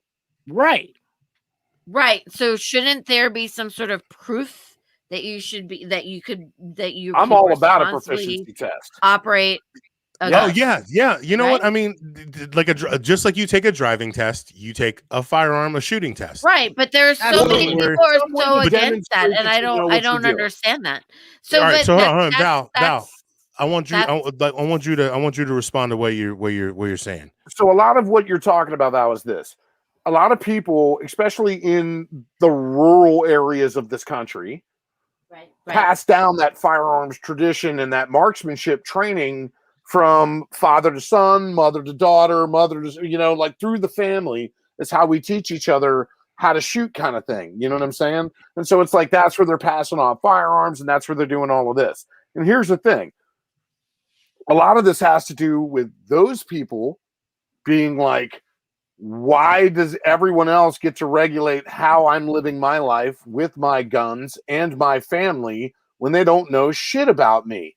And on the flip side, it's us being like, why are we letting these people carry these fucking weapons into highly populated, dense areas where they can inflict mass casualties? That doesn't make sense to me. Right. Like, but each side is like, come the fuck on, dude. Look at the last 4 years in this city. How polarized are we? People can't talk about anything, right? They really fucking like. Agreed. And like, I'm not trying to be polarizing. Like, I'm really. Yeah, no. I'm not taking it. I'm not taking it like that. I'm just telling you why people can't have this conversation. It's because you get the people on either end. It's it's two extremes, because like if you've been hunting, who are like, this fucking dude is crazy talking, because I'm not pro-gun, but like pro-gun. You know, right? I think I'm going back to what you said earlier. Is that like like a lot of the people who traditionally you would think would be anti-gun, like the liberals, the people on the like they're the ones who are getting guns, right? So like, so that I feel like that narrative should be dispelled because like people on who are liberal. I mean, like, it's definitely a point. It's definitely a talking point that gets used to keep the issue fired up and keep it fucking going. Like, right. And like, I feel like I sit on like I've talked about this before. I sit on the left side. Like I sit. Val, you're not anti-gun, but you, like you said, you're not anti-gun, but you're like you're somebody who you fear it enough, and your fear of it is a form of respect. So like I don't hear it. Like I would like to. I mean, I would like to be able to know how to shoot a gun. Right. Well, I misspoke. By you saying that you didn't feel comfortable having one in your house because I'm not responsible. Like I'm really not. Like that there puts you in a much better fucking space. I would much rather see you take a training class than a lot of other people because you have that. And like, but that's the whole thing is that like I'm willing to take classes. Like I want to know how to shoot a gun. There are a lot of people who don't even give a shit about classes. They don't give a shit about training. They just feel it is their inherent right as an American citizen that they should be able to own a gun. Not even that they know that to know that they are able to handle the guns properly. That they just feel that it is their inherent right. Well, it's because it's been told to them since the day they were born. Right. Well, so to your thing, you said it's passed down generation to generation. I get that because I come from a county that is a big hunting area. But at the same time, my father taught me how to drive when I was fucking 12 years old. Right. But still, I have to fucking take a driver's test. Yeah. So that's my whole thing. Like I get it. It's part of your culture, but at the same time, I'm all about a proficiency test. I'm all about people getting tested. And I know you are, but that's what blows my mind about people. Are like, again, part of the problem is this. So let's talk about the NRA, okay? So the National Rifle Association, for good, bad, or whatever, is the foremost agency and does the absolute best job of teaching wholesale firearms safety, firearms instruction, and supporting the shooting sports. If they would shut the fuck up about politics, and just be like, hey, listen, we're here to promote gun rights, the shooting safety, gun safety, and that's safety. And then stop being all of this political bullshit, right? But the thing is this. They've gone so hard in the paint about all the politics involved. They're so fucking corrupt. Right? It's Pepe Le Pew. Now, understand this, dude. I'm credentialed by the NRA, and if they're listening to this right now, I might lose my credentials because there's a fucking part of their certification process that says you cannot negatively reflect on the National Rifle Association. That's Nazi. I don't think that you have. I mean, you've sure. I said that they shouldn't be in politics. There's probably a bunch of people at that building that wouldn't like that very much. That's okay, boo. I'm also a USCCA instructor. I'm also what up, like going to be a 6-hour instructor. What up, Steph? Anyway, my point is simply this, dude. These guys need to get the fuck out of politics. And what's happening right now, right? There's a lawsuit against Wayne LaPierre, who is the fucking president of the NRA. He's a fucking cunt. So he's done a bunch of shady shit. He's done a bunch of shady shit financially. And the state of New York is trying to sue them for their charter, which is why they're trying to move to Texas. Hopefully, right? Why were they in Texas in the first place? Well, but because in 1871, when it was founded, New York was pretty country. Yeah, it was 1871. Right? Outside of fucking New York, Albany, Syracuse, and Rochester. There you go. God, I mean, we talked about it last country. Yeah. So anyway, hopefully, there's a bunch of people who hope that all this shit happens, right? And that the NRA will come back to its founding, dude, The NRA didn't get political until the 80s with Reagan. Right. Up before that, it was a completely like apolitical thing. But as the two sides became more polarized, there you go. Anyway. All right. So let's first of all, Drew, I really, really, really appreciate having you on here and just totally dropping science, man. Sure. Dropping science. And this isn't over. I'm just taking like a little quick breather segue. I want to take a quick moment to thank everybody that has been in the comments and interacting with us. We really love having y'all here. Please like and share us on all of your favorite social media platforms on Twitter, on Facebook and Instagram. It's the District of Misfits show on Twitter at DC Misfits. Please also go to our YouTube channel and subscribe there. Become a regular viewer of our wares and such. The District of Misfits show, and on Twitch, District of Misfits. It's all one word. And then you can go to crushingdc.com and purchase some of our gear there and support us. We would really appreciate y'all. I don't know what happened to Marcus. Val, what did you smoke? What did you do to him? I didn't do anything. He went to smoke. Now would have been a perfect time for us to maybe have a palate cleanser or whatever. But you know what? While we still have Drew here and we're all fired up.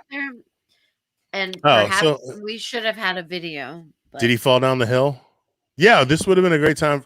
Well, when you got to go, you got to go. At this stage of the show, it just happens, man. Like, but yeah. So Drew, we want to jump. We'll go through the comments and some of the questions. Do you think let's see, what did Mike say? What did Michael say? Would you consider it reasonable to track gun violence data through NIH or absolutely collecting data? Absolutely, because it's a mental health crisis. The mass shootings that you see are because of mental health issues. They're not because of fucking gun advocacy issues. Like when I think about that, there've been so many. Just think about many since Columbine. Let's turn on the ones since the end of the pandemic, right? Because we had a year off without this shit, right? Sure. So you got the fucking redneck down in Georgia going after all the fucking the massage API people, right? Yeah. Then you got the guy at the frickin' grocery store in Boulder, right? Who's just being indiscriminate at that point. You had these two brothers who just killed their family in Texas recently, right? And then wasn't there another one? Anyway, so there was hold on, I had it all queued up. But yes, agreed. Like what you're saying is that there is a mental health component to it's the component though. A lot of these mass shootings. So it's the component though, right? Because what person's mentally stable and walks into a fucking grocery store and shoots 10 people, right? That's not a mentally stable human. No. Same thing with Aurora. Same thing with the kid in Virginia Tech. Yeah, that's what I was going to say. Columbine. Same thing at all of them, dude. No, am I crazy? Vegas, that guy killed fucking 56 people, dude. He set up 5 different rifles in 4 different rooms and shot into a crowd of thousands from 400 yards away. Right? Right. Who plans that and does that that's mentally stable? Right. What we need to do is find a way to identify these people. Drew, I might hold on, if I may. I honestly, that specific instance, I'm gonna go ahead and say that's malicious intent, dude. That guy, that's the amount of planning that it goes into to do something. I mean, think about it, dude. You picked a date, you picked an event. Yeah. You didn't reserve. Planned it. You didn't reserve 1 room. You didn't reserve the suite. 2 rooms. Yeah. Right. So at that point, that's not necessarily. I honestly think that that's a step above. That's a step, I think, beyond. I think the Aurora shooter is also in that same category because this is something that was fantasized about. This isn't like someone mentally breaking down. No, having like a is this you know what I think it is? Is this the MGM shooting? No. Well, yeah. So yes, let me. Panel. Let me ask all a question.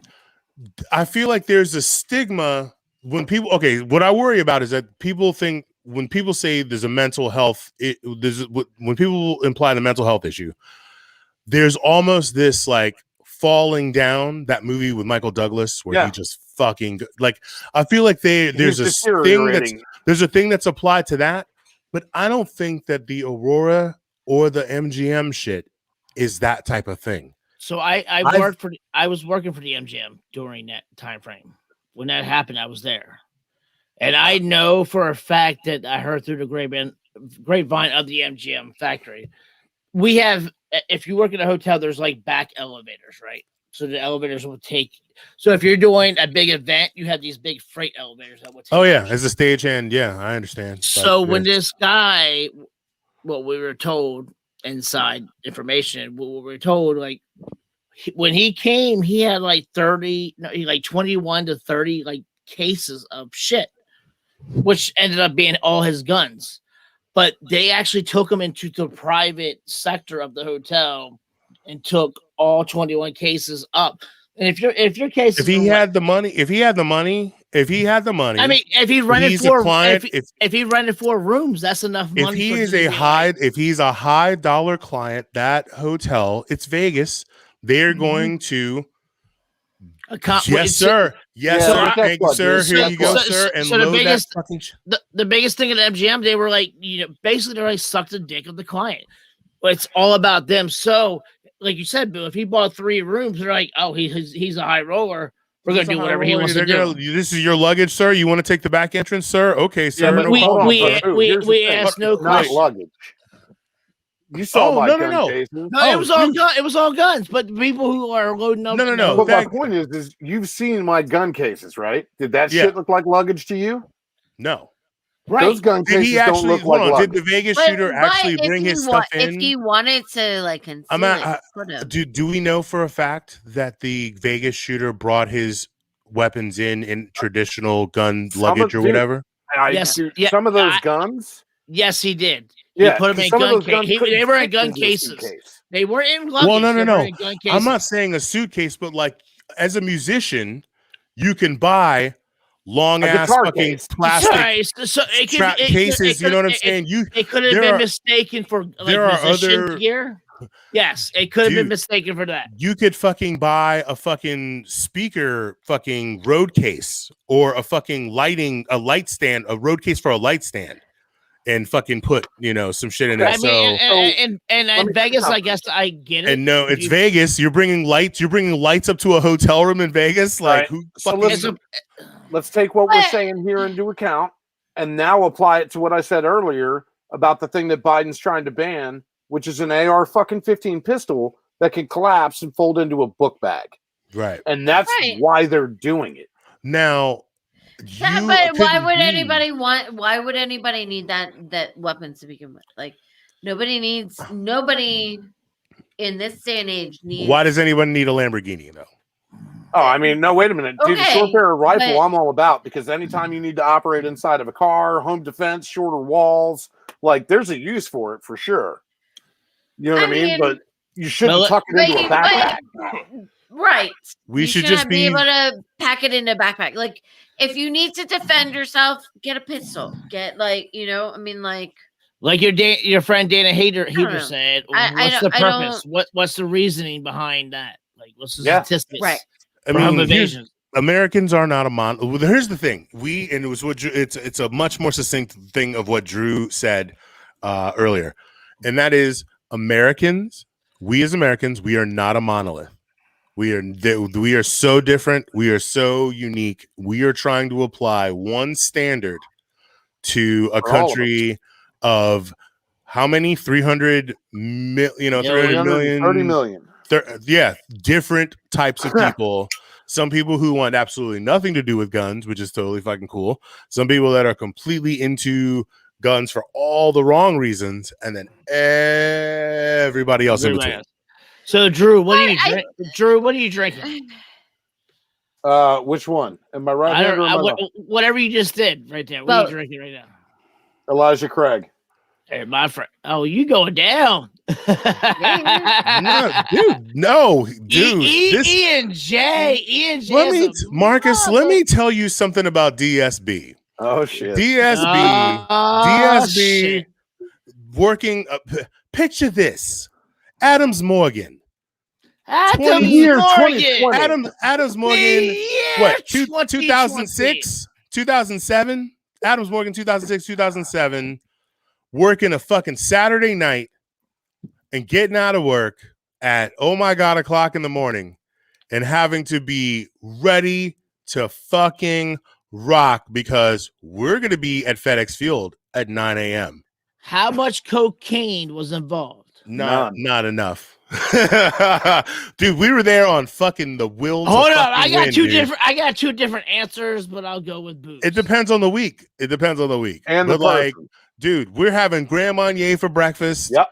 It was the only time in my life I had a burger using a Krispy Kreme donut as a bun. Oh shit! The Homer burger. Hashtag Homer burger. You're talking to a kid from Rehoboth Beach, Delaware. I know Grand Marnier. We've pushed people down P Hill allegedly. We've lived and died. We didn't play.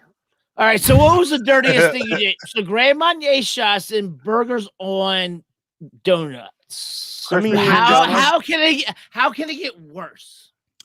Besides the Redskins play, how bad? I mean, we were there during some of the absolute most abysmal, worst of the worst. Some of the we have been present front and center for some of the absolute most abysmal football that Daniel Snyder and there's a lot of cocaine in Grand Marnier cocaine. Like, no one could ever question our love or loyalty. You especially, Drew. I kept tickets from 97 until 2015. And my brother and I gave them up. Fucking Rex. Fucking Grossman. I'm dying right now. Dude. I'm fucking dying. Sexy Rexy. Shoot me in the fucking face, dude. Tony Banks. Oh God. So I worked for the Redskins for 4 years. So I would drive. I ran all the bars. I heard at FedEx Field? Yeah. Or in the lounge? On the club level? I ran all the bars. So I was assistant. So basically, the people I worked for, the lady I worked for, she ran all the bars throughout the whole state, but I was her number one assistant. So I had to hand every single fucking bar. So from the club level to the 400, 700 level, all the way up to the 100 level, every bar had my dick hands on it somewhere. Ew. Shit, dude. Friday. Bar, baby, 133. Right. I have seen. Wait, who's Chris Weinke? Or Winky? How do you say that? Wenky. It doesn't matter. Wanky. Whatever. So like the end of every game. So when I worked there, at the end of every game, someone who played for them probably.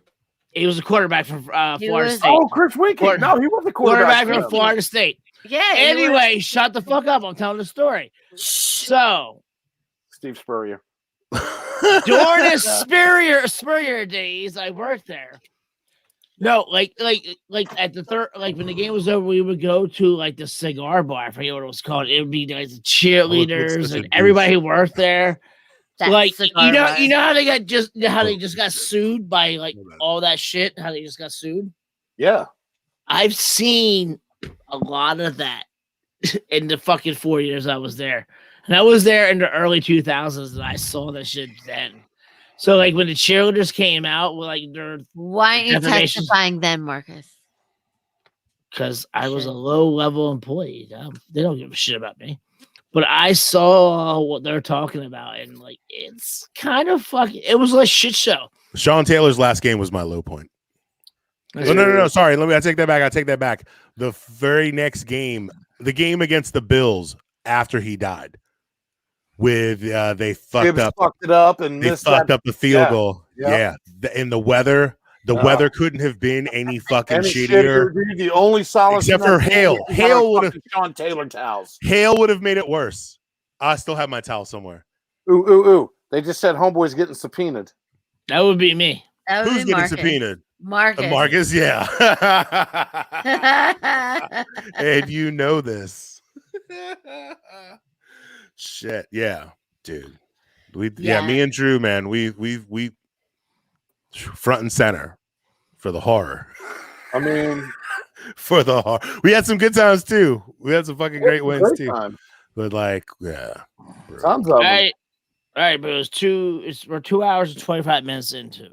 Oh, all right. Well, how about this? We want to play some TikToks and get the fuck out of here. We should play some TikToks. Yeah. So yeah, we once again really appreciate y'all getting down with us. Never mind, that was a conversation I'm gonna have with Marcus later.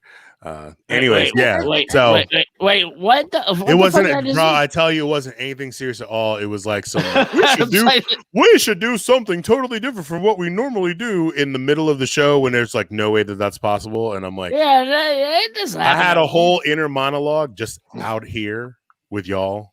You should just let it go. We are there.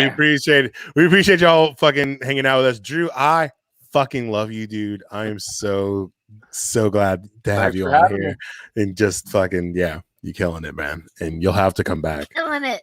To continue this conversation, because this is a conversation that is not going anywhere anytime soon. And also just because we love your fucking face.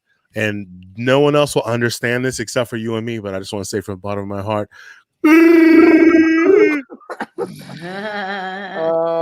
I don't even want to know. It's okay.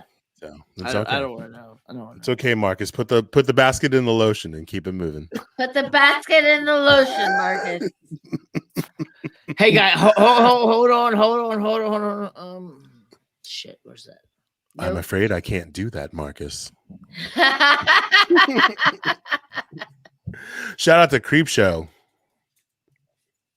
We need to bring that back. Bottle. Right?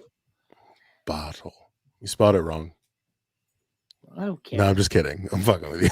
I know I didn't spell wrong, but I'm just fucking with you. Yeah, so we're gonna play. Hey, so yeah, while Marcus fucking cues up all this shit, once again, thank you guys for watching us. You can find us on Facebook, Instagram, the District of Misfits Show, on Twitter at DC Misfits. Subscribe to our YouTube channel, the District of Misfits Show, where we have a bunch of other cool content for you to watch. On Twitch, District of Misfits. And go to crushingdc.com and purchase some of our wares and support us. Also, if you would like to do a podcast, you have an idea, you got a voice or a platform or something you want to get it out there, we'd love to help you make that happen. And you can track us down you can actually find us through crushingdc.com, or you can hit up District Dogface Studios at gmail.com. And we'd love to help you out and get your voice out there. Marcus, are you ready? Are you ready? What am I ready for? Ready? You ready? How about this? Play that other fucking. Oh, you know what? We were going to talk about DMX. R.I.P. DMX. He was problematic. The dude, he had his issues. He was involved in dogfighting. I know a lot of people take issues with that, and that is not okay. We don't endorse that. We should maybe have another show where we delve into separating the art from the artist, or if that is even a possible thing. Maybe. But let's get into the people fucking giving him his props. Yeah. So for on the positive end of it, he for his foibles and mistakes and shit, he touched a lot of people and was a big part of a lot of people's lives. And I think that deserves some acknowledgement. Love him or hate him.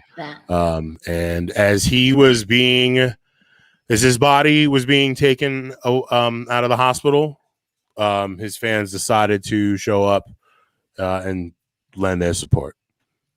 Here we go.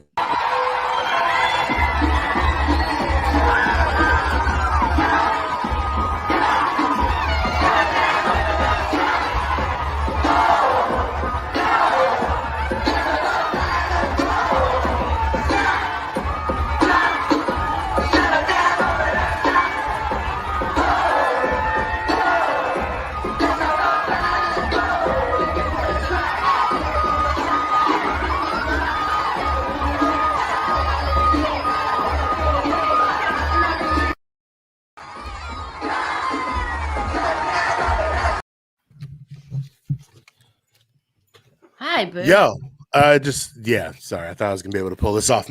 I thought I was gonna make it through a whole show without my dog having to be let out. Petey was nah, son. I have another video I can play if you need to go.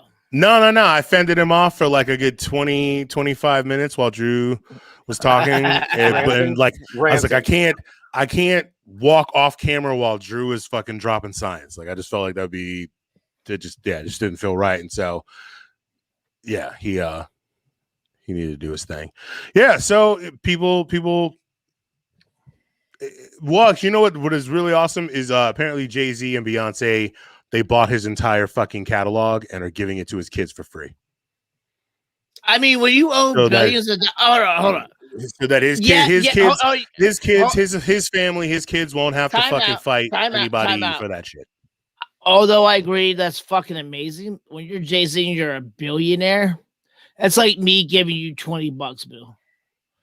Still gave him the $20. What? I like $20. I know. I could always use $20, man. But that's always. There will probably never come a time in my life where I will not be able to use $20. Okay, right? like the tramp stamp question. If you had billions of dollars and needed to buy something for somebody, what would you do? If what? So what would be like the one thing that you bought somebody to give somebody? I don't know. That's depends on the person. Depends on what they want. You know what I mean? Like for one person, I might buy you. You know what I mean? If I was a billionaire, for one person, if I buy you some land, you know, maybe you wanted a farm. Yeah, maybe I'd help you start a bit. It just depends on the person. Like I don't know. I don't really understand the question. Does DMX really have 15 kids? Marcus, can you bing that? I would like to know if that's I told you earlier. You said that to me earlier. I smoke a lot of weed, Marcus. So I don't know. And you yell a lot, so sometimes I don't listen. Right? He yells a lot.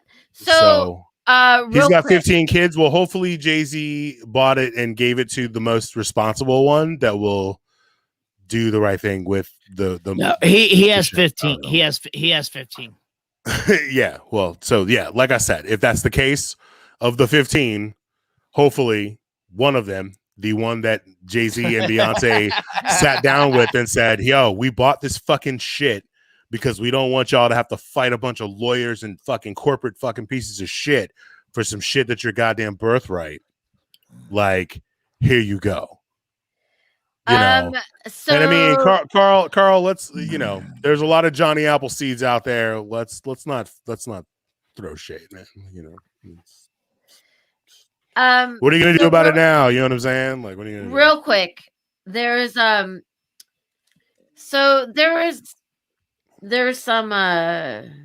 come on, Val. rumors. Let's do it, Val. Come on, Val. You can do it, Val. You can do it. Come on, there's some rumors. So there was this guy that like I sort of had worked to start a charity with. So what are we talking about? We're talking about DMX.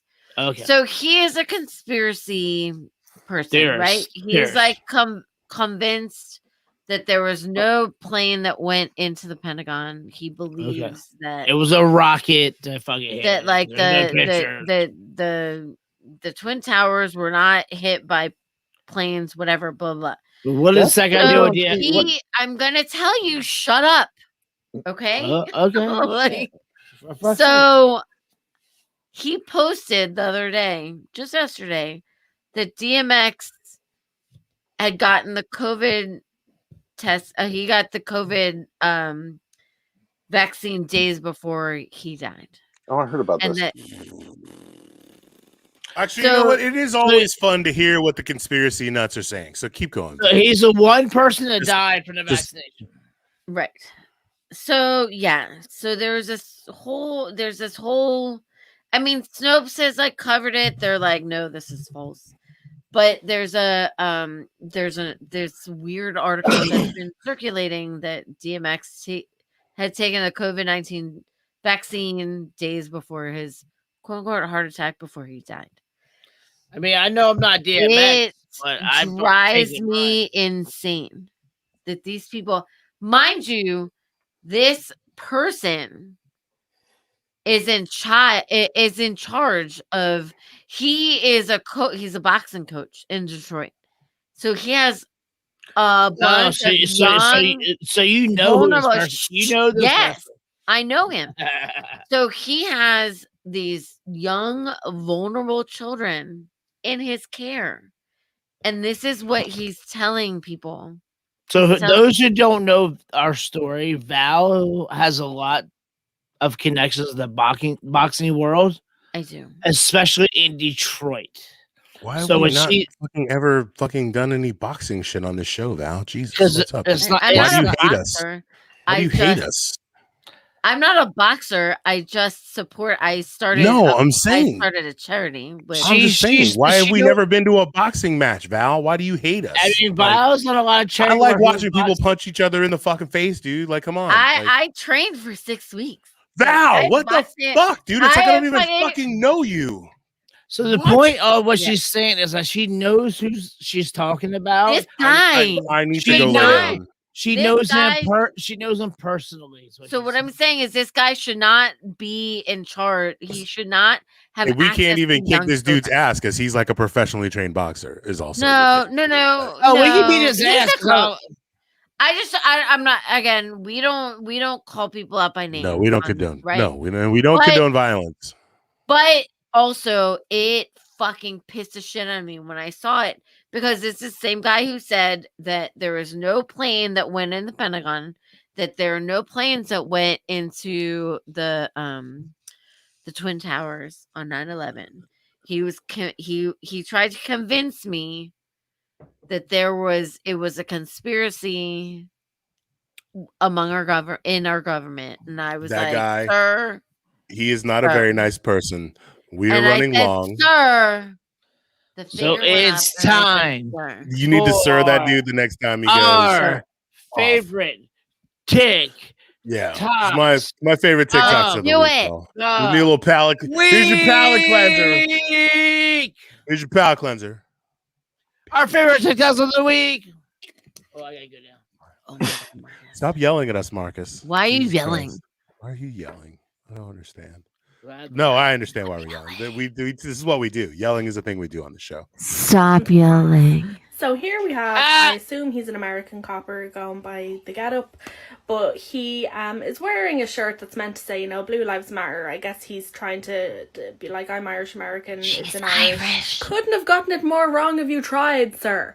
So in the Irish language, we don't call black people actually black people. We would never call them like Dinna Dove, which would be like a direct translation, black people, because that is also used as descriptive words for the devil, and we don't want to be calling people the devil. So we call them Dinna Gurram, which is blue people. So this chap is after getting a shirt.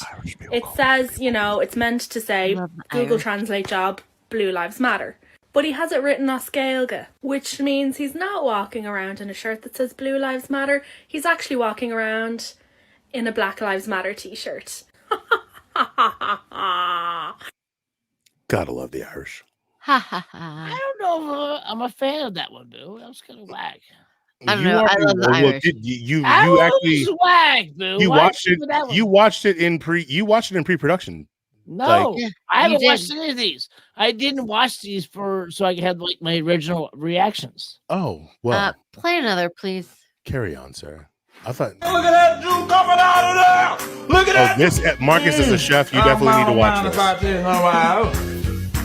Come on. Man, chicken! You've been around some black people, didn't you? Well, a lot of little black people, haven't you? So that's the Oriental in you. It's all good. Okay, so all over the skin. You're still invited to the barbecue, baby. What the hell is 5 spices, though? No! She done put the chicken in a watermelon. Help her, give me your barbecue card back. You bit. Did you just put that yard burn in that watermelon? That's actually no. That's actually brilliant. That's actually Lord, brilliant. Lord, put this white chicken into this watermelon. You was raised around white people. The Japanese people would not let you do that. Okay, so here's my thing. No, here's my thing. Yes, I like this steamed idea in the watermelon, but you would have to pull it out and let it roast in the oven so it gets the crispy skin. Well, that's what I'm saying. You couldn't just leave it that way. You'd have to fry it or roast you it. You have to take it one more step over. You have to take it one more step. When I saw this video, it hit me on so many levels. But one of those levels is I need to see what the Pasteurized Chef has to say. Well, here's the thing: watermelon has a lot of it's water. It's fucking 80% water, so it's going to steam. But it's going to steam, but it's going to grab that flavor. And it's all about those 5 spices that she put on the outside, right? Like, well, here's what happens when you cook stuff. Like when something's fatty, like chicken. Here's what happens when you cook stuff. Go ahead. So when chicken or fat or beef or whatever has fat collects like renders it. No. Fat's like a sponge. So like if you have a smell or if you have a flavor, it will like suck it up like a sponge. So what it's doing that, but at the same time, because it's encapsulated in the fucking watermelon, it's steaming at the same time. So you have to I would cut the cooking time back, like probably an hour or two, and then let it roast. How long? With other aromatics. How long do you think they had that in the oven for, Marcus? Well, it depends the size of it. If it's 10 pounds, let's say it's a 10-pound bird. Let's say it's a 10-pound bird. 4 to 5 inside that watermelon for 4 hours. 4 hours, but you have to pull it out and let it like. You want the natural juices and the natural like the enzymes. You want the flavor from that. You want the marinade. You want those flavors to like crystallize. And like the thing about like chicken skin or duck skin or turkey skin, you want it to be crispy because when you crystallize that and it's nice and crunchy, all the fats come out and going into the fucking titties. I'm sorry. What? The chicken titties, the turkey titties, the duck titties. They're in there. We're playing out. Ladies and gentlemen, we are beginning our final descent of the evening. Please return your souls to their usual upright positions. Appreciate that we were all like, what? Like we were like all invested in what Marcus was saying, and then Marcus was like food porn, titties. And we were like, but I'm right. No, bitches. you're not wrong, brother. No. You're not wrong. You're not wrong at all. You are not right at all. How about this? Let's say our official goodbyes. No, we have more TikToks. Oh, we got more TikToks? Well, all right. If y'all are still hanging in we here. have another TikTok. You do not send me 39 TikToks without me playing at least 10 of them. At least 2. I feel very about a hero known as Bophades. Bophades was a Greek hero that fought in the Trojan War that was almost as powerful as Achilles, even having only one weakness. The same way that Achilles was only weak in his heel, Bophades' weakness was his groin. That's where we get Achilles' heel and Bophades' nuts. You know how I know I smoke a lot of weed? Because the first time I saw this TikTok, I was like, yo, this shit is genius.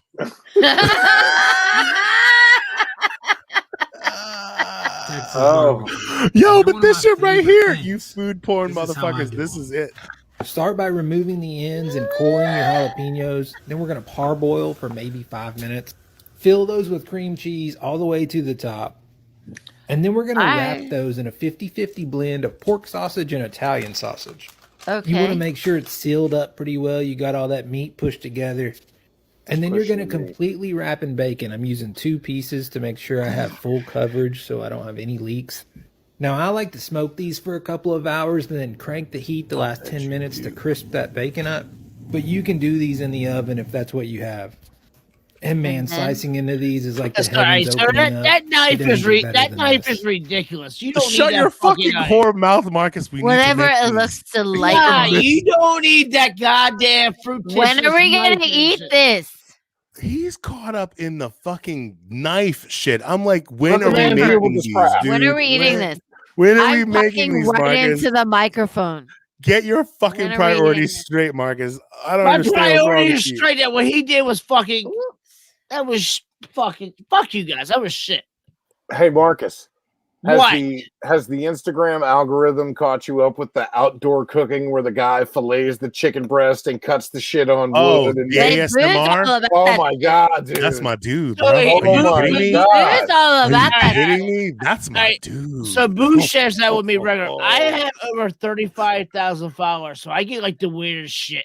Like I fucking love that motherfucker. He's I know I like him. I'm like, I know this TikTok took you like Stephanie, 6 or 7 hours to fucking make. No, But here's this shit the is thing. the payoff, I'm here to bro. appreciate it. The payoff. I like. All right. Here's the thing. I like what Boo says, but I'm the guy. Like when I hear people eating, I want to stab you. No, it's not about that, bro. No. When he I fried don't the care. bacon, when he fried the bacon and then he fucking cut it, that crunch, dude. We Oh, all dude. had the same. And We that, all and had the that gooey same cheese fucking that reaction, fell out when he dude. fucking Like, laid it over. Oh. I still want to stab. I still want to stab Marcus, all of you can't handle the truth, bro. You can't. I'm sorry. Can we please respond to Stephanie's comment about what? A cooking show? Yes, Marcus, a cooking Marcus, show we need on we need Mr. a we need a Misfits? show. We need a show where we recreate this fucking food porn shit that I see on TikTok. Yo, I pray don't know. that. We have a chef on fucking payroll, maybe. Shut your mouth, Oh, hey, how about this, Michael Marcus? Harris Hey, Marcus, shut your whore mouth and play the braided salmon video. You shut your mouth too. Play the braided Are we salmon. not playing this? We know, we know, The Marcus. bacon definitely needs to be more crispy. You know what? I just want these guys co-sign to on shut that. the fuck up. I will co-sign on Shut that. it. I will co-sign. Remove your skin, then start about 2 inches Oh, down. you seafood and cut lovers. your Drew, I salmon know into you don't 3 get down strips with the and fucking then chip braid in the it. water. This is Why for are the you rest of removing us. the skin? Then cut some lemon, put that down in your dish. Hold on. I think salmon is shit, by the way. Oh, Cut this it. is even better on that. top of that. Not better. Salmon is a shit fish. Shut your mouth, Marcus. Now season up your salmon. I'm using Marcus is the Old Bay, tilapia onion of powder, our show. smoked paprika. No, and dill. motherfucker, I am not the tilapia. The Now for your tilapia is favorite the crab worst cake fish in the recipe, I goddamn prefer to world. use jumbo I'm lump the crab fucking and instead yellowfin of breadcrumbs, tuna, I use lump motherfucker. crab meat as my binding. Motherfucker. unit. Why can't we? Why Now can't take we your crab meet mixture Marcus? and you just want to layer that across the Now I'm top of just your hungry. You know salmon. what? I'm just Chilean sea bass. So here's the mountain so far, but we're not done yet. Fuck this salmon. It And looks it like just shit. wouldn't be right if I didn't do You it my put way. crab I had the on jumbo bread. shrimp on There's top. no shrimp on this. Top it off with It some looks melted like butter shit. and some Old Bay. Pop this baby in the oven I and fucking enjoy, hate guys. Old Bay. Bite your tongue, Marcus. That fuck shit this looks shit. delicious. I Marcus, hate you're Old from- Bay. You know That why? shit looks Hey, like shit. wait, stop, Marcus. Fuck You know why you that hate Old Bay? You know why you hate Old Bay? Because you're from Tastes Delaware. like What? Baltimore. It Because tastes you're like from- Baltimore. you're- It's shit. You're from Hello, Delaware. why? I don't want Della Old how? Bay in my beer. I don't want Old Bay in my chips. I want Old Bay in my shrimp and my crab. That's it. The only thing Why I are need you fucking yelling? Old Bay- Because I'm in control. The only thing I need Old Bay in is fucking crab, Tell why? shrimp, fowl. I will kill you. Tell what? Tell And how? so, thank you all Anyway, for the tuning next TikTok we have is this one. Thank you all for tuning in. From scratch. You're like yelling a lot. We don't have an oven. God helped me. Joseph, please. You see how that sounds, Mary? I love that one. That was all You we had? gotta be quick. You gotta be quick with that one, dude. Give them on hip. That You was gotta all be we quick. had in that video, dude. You gotta be quick with that one, dude. You sent me that. That's what you sent me. Yo, dude, you know what? Was that the end? This is no stop, ladies and gentlemen, boys and girls, children of all ages, and non-gender conforming people. I want to welcome you all to the newest section, the newest segment of the District of Misfits show, which is blind reactions to TikTok videos that I pick out for these motherfuckers. This And I is hate Boo for this episode. This is I'm the one that has to deal with this fantastic. shit. Was 'Cause that here's the the end? thing. Is I can feel Marcus's resentment every time I Oh, send him a and TikTok I'm on video to put TikTok. the show. Here's the thing: I'm on TikTok every single day, so I see a lot of what he sends us. And so if y'all are But still the rest of the people like Val, they don't watch man. TikTok like I watch TikTok. So they've never no, I mean apparently you don't watch TikTok like I watch TikTok because your Just whole play it. thing is just like I played it, Val. We already played this shit. are we at the end of my list? Are we at the end of this week's? Oh yeah, that's it. Yeah. Wow. Was that the end? You just ended with "Here You Are." You Baby. just Jim Morrisoned all of us. Is that what happened, Marcus? You know what? My Way to favorite. go. Thing, hey, you know Way my to go, favorite. Marcus. Hey, you know my favorite. Thing, Thank you, Jim. my favorite thing from last week. From the creators of the Kidtastic Kids Bop comes the most kidtacular Kids Bop yet. Straight out of Compton, a silly mother lover named Nice Cube. From the club called Kids Who Love Their School. When I'm called on, my friend Sean. Straight out of Compton and right into your suburb. Here's a little something about a student like me, giving hugs since I got out the nursery. Nice Cube would like to say, I'm a little ray of sunshine to brighten up your day. We've got all your favorite Compton Kids classics. She swallowed it, her vegetable. Real students don't cry. Appetite for nutrition. Friends for life. If it isn't nice, parental appreciation is advised. Find them, thank them, and flee. Boys in the home. I'd rather hug you. A friend is a friend. Juice Man. Always into spelling. 100 miles and walking at a reasonable pace. Express yourself politely and love the police. Love the police coming straight from the playground. A young kiddo got it back because he frowned. And I'm the other special police. Anyhow, Dude, that was amazing. Dude, I really what I really don't want is for Marcus to fucking weaponize that video, but I know it's gonna happen, and eventually we'll have to. It will happen. I will. Oh my god! All right, so yeah, we're running fucking 2 hours strong almost. Yeah, we are. And I feel like for us to tempt fate any further is to be at our detriment. So, Marcus, why don't you give your final thoughts? Actually, no, Drew, you're our guest. Give us your final thoughts, please. You didn't see that shit coming on. It's a crazy world. I did, actually. So here's what I'll say. 2020 and 2021 already is shaping up to be a fucked year.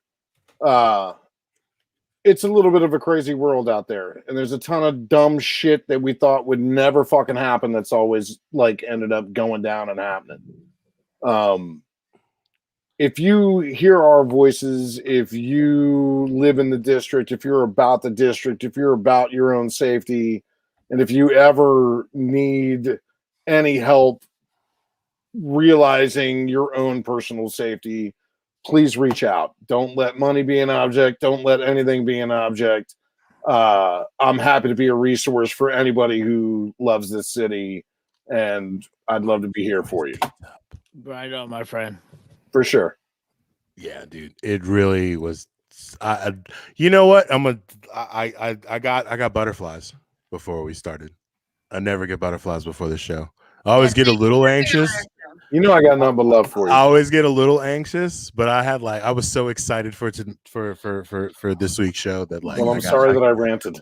No, dude, that's why I fucking wanted you on here, because you're gonna rant about some motherfucker shit. People are gonna be like, "Well, goddamn, I fucking know that." Like, that dude be crazy, dude. We rant about a lot of shit, and most of the time, it's not things I would necessarily recommend to like your mom or your kids or your fucking grandma or whatever. But like everything that you said today is all like. People are gonna. You were very informal. A lot of our guests took fucking. It's very rare that people walk away from this show better than they were when they. That is not true, They watched it. And I will fight you every single day. I'm giving cooking advice. Well, there's that. Chicken titties. All right, Drew. Now I'm ready to fight you on the fucking outskirts. Drew, okay. At the corner of 14th Oh, and man. you, and we'll be fine. Shit, Marcus, you have. I mean, Marcus is selling. Marcus, you're gonna need like 7 helmets, and Sheena, you're gonna have to you're gonna have to fucking. You're gonna have to put a rush order on that bubble suit, dude. Like, bubble suit. All comes back around. Solo. Drew's gonna roll you down 13th Street at Cordoza. Stephanie, anytime you want. He's gonna roll you all the way down 13th Street. It's gonna be amazing. It's the new P Hill. We're gonna do like a District of Misfits show. We're gonna do only page. We're gonna do an only page. What? No, we're gonna do. What? No, that's not what I was talking about. No, that was actually a total joke. I just want to say about for it. We're gonna do a field trip. like the show. We're gonna come Yeah, out. yeah. We will. We will. Yeah, And we are going to do a then- return trip. Separately, there is a group of female women bartenders who would like to also take a separate field trip with you. Oh, talk to Drew for sure. Yeah, yeah, yeah. You guys are. One of them being Stephanie. I am more than happy. That's my girl right there. More than happy that this Can is you do it happening. with your eyes open? All right, look, we're getting off track. We're getting off track. No, we're not. Yes, we are. Yeah, we're right, 2 hours. We're 2 hours running. We're getting off track. What? We're 3 hours running. 3 hours. Well, we are 3 hours running to the rest of humanity. Anyway, We're 3 hours running for the rest of humanity, dude. It's We are 1 3 o'clock in the hours morning. running for the rest of them. Yeah, it's All right. Let's do it. all right. Well, I appreciate you guys ruining my life yet once Dun, again. dun, dun. My name's Boo Dixon, and my life sucks. So let me tell you how to find me on Instagram and Yes. Facebook. Wow, Marcus. Woo. My new best friends are Marcus and Val. Oh Lord, Marcus, I guess the electrolytes have worn off and it's just vodka now. It's just not good. Don't be right. So you know, Marcus, you know what I am like to Boo? I'm like the Val, can I walk to the bar and have some Pedialyte? Yeah. Stop. I'm the guy from the Boo fan, like the fucking Slim Jim. Wow. Dude, all right, so stop. This, And like this 7-Eleven, he's like, Marcus, stop. Marcus, I'm like, I love you. I'm Marcus, there, Boo, I'm your friend. Marcus, I love you, and I apologize for calling you the tilapia of this show because I know that that's where all of this hostility is coming from. I really didn't mean it. It just rolled off my fucking dome, dude. I love you. You are the bitter. He's so bitter. You are the sea bass. You are the sea bass of the show. I like to see. You are the Chilean sea bass, bro. You are. You are. I mean, that is Maryland not- rockfish to you. This is absolutely never. Val, it is not, but it's okay. This is not the hill that I'm gonna die on. Not on this show. You are the Chilean sea bass. You and yeah. Sorry. I mean, I know Marcus's whole deal changed when I said tilapia. Like it was all because just tilapia like is I cut the brake lines. And pushed the truck down the hill. I'm sorry. I'm sorry. Call me the catfish because tilapia is the shit fish. I know, Marcus. I'm sorry. I'm sorry. Just call me Cat. With all of you in the fucking chat as my witness, I apologize, Marcus. I'll kill you. Wow, I'll kill you. Sorry. I love you. Fucking caved. He did not cave down. No, Shut the I fuck just up. He fucking was smart enough to know where the fuck all right. coming from.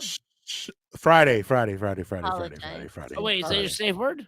Yes, Why you motherfucker. That was 3 hours. I know it's 3 hours ago. Why am I bringing up? Do you think I pay attention Yoda enough to know the All day of the week it is? So Marcus.